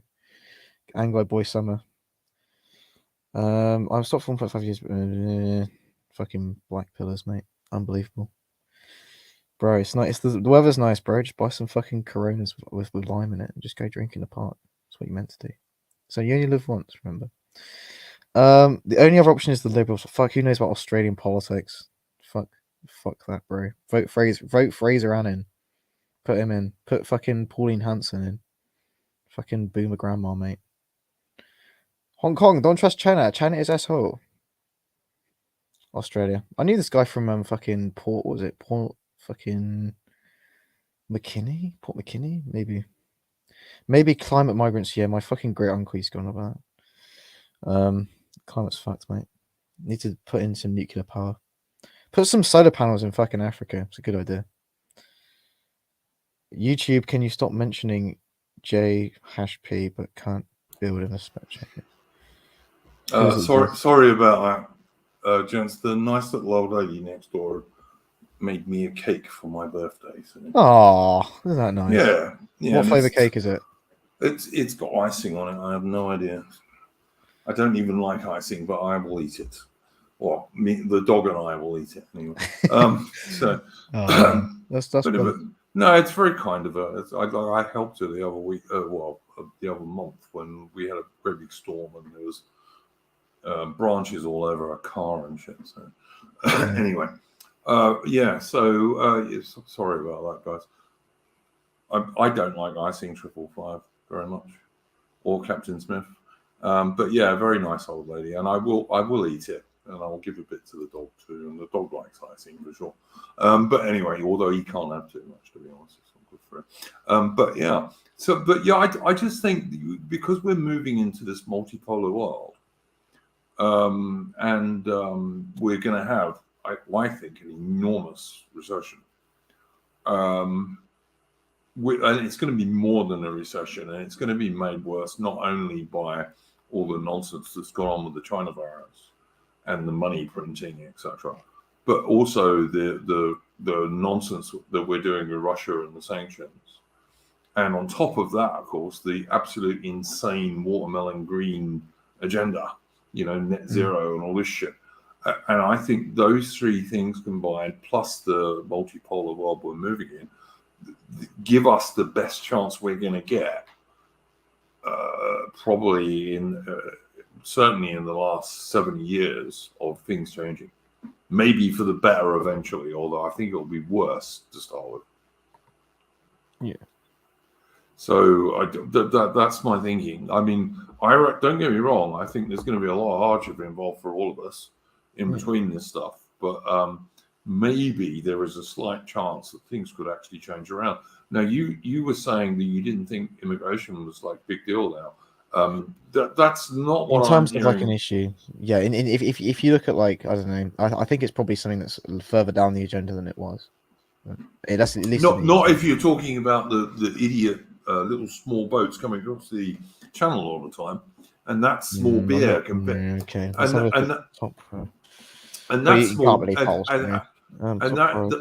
on, but that is small beer compared with like legal immigration, where the conservatives, in inverted commas, the so-called conservatives, want to give Britain 700,000 net immigration every year. Yeah. Where are we going to put all these people, for God's sake? Okay, let's have a look. Which issues would you determine how you vote in general election? So 50. Let's have a look. All respondents. 27 respondents would most likely. I hate this graph. It's the most worst looking graph I've ever seen in my life. Right. Who's the polling company? It is Redfield and Wilton. I was going to say, as long as it's not YouGov, because YouGov is basically the Labour Party, but yeah. Let's have a look. Pensions. So 55% said the economy. 55% said health. But this just says the things that they think are important. Yeah. So like immigration's at 23%. 26% education. 20% immigration, 20% housing, 17% pensions, 18% welfare, 22% taxation, 4% said transport, 3% said other, 5% don't know. So it appears that education and healthcare are higher, and the economy is slightly higher. Yeah, well, the economy makes sense, but I think, at some stage, people are going to have to start to realize that if you're going to have constant mass immigration, it's going to force down wages, particularly for lower skilled people, and at the same time force up housing costs. This is like not rocket science. Like, yeah, it's been the case for a long even the time. stupidest normie should be able to work this out. So I don't know. We'll see, but I reckon there's some chance of that stuff. Any final thoughts? Right. My microphone's been on the wrong way around the entire stream. Oh well. that must be why people said you were mumbling. I hope everyone could hear me fine. Yeah, I could hear you great, so I'm sure it wasn't that bad. What do you? Any final thoughts? Fuck bitches, make money. That's not trad. Sorry, don't do that. Not trad. It kind of pay your is, tithe and have a trad relationship. Yeah. Cheers. Anything you want? Anything you wanted to plug? Like I probably will channel start doing or videos again in the summer. Royal Oak with an E. All on right, YouTube, on Twitter as well. I got 8,000 Twitter followers, by the way. Well done. Oh my! Blow my own horn again. Yeah, just love doing it. Anyway, you need to get one of the you need to get one of these girls you're talking about to do that. But anyway, nice one. Yeah. I get that. I get it. No, send me your YouTube channel in DMs on Discord, and I'll stick it in the description of the video. I don't have this on this video, but I'll put it in the private chat. Okay. But don't put it in the private chat. Send it to me in DMs on Discord. My phone up. Because I get rid of this, you see, immediately after the stream. Yeah, I don't keep it. If you just look up Royal Oak with an E on YouTube, it will come up. If I can find it, fair enough. But if not, just send it. I don't actually have Discord on my computer. But I spoke to you on Discord. Yeah, it was my phone. Oh, all right. Okay, fair enough. I don't even have a phone, so there you go. But seriously, I don't. I got two. One was my trap phone. Yeah, I don't have a phone. Right. So I think we're pretty much done. Everyone's got the ING channel. Watch all the streams. They're as good as this one. Good stuff. But some of them are better than this one, actually. 1,000 subs by the end of the year. That's the aim, isn't it? Yeah, we'll have that. I think we're on like I don't know. Yeah, we're 851 now. I should hope so. But yeah, I was just going to say that I hopefully will have an Old Commonwealth stream next week with people from Australia and Canada and myself and what have you. So you could look out for that if you're interested.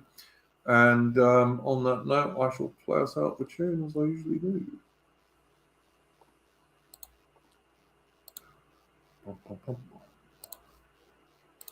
There you go.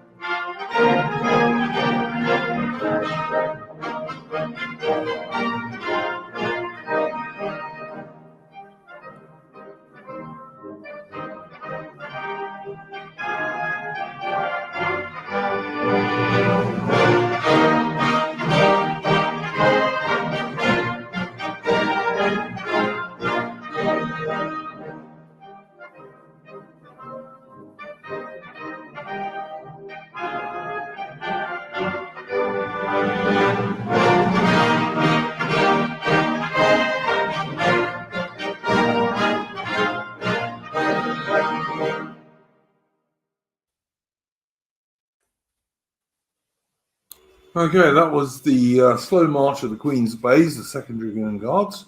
And the illustration for that is where they did a charge against the Indian mutineers when the British were relieving Lucknow in 1857 during the Indian Mutiny. And the Queen's Bays chased off an enormously larger number of Indian mutineers. Thanks to Royal Oak for coming on. Thanks for Limbu. Sorry we lost him. Royal Oak, if you speak to Limbu, say I'm sorry we lost him. Okay, guys, we'll see you next week, and maybe a bit earlier next week for an Old Commonwealth stream, so go well.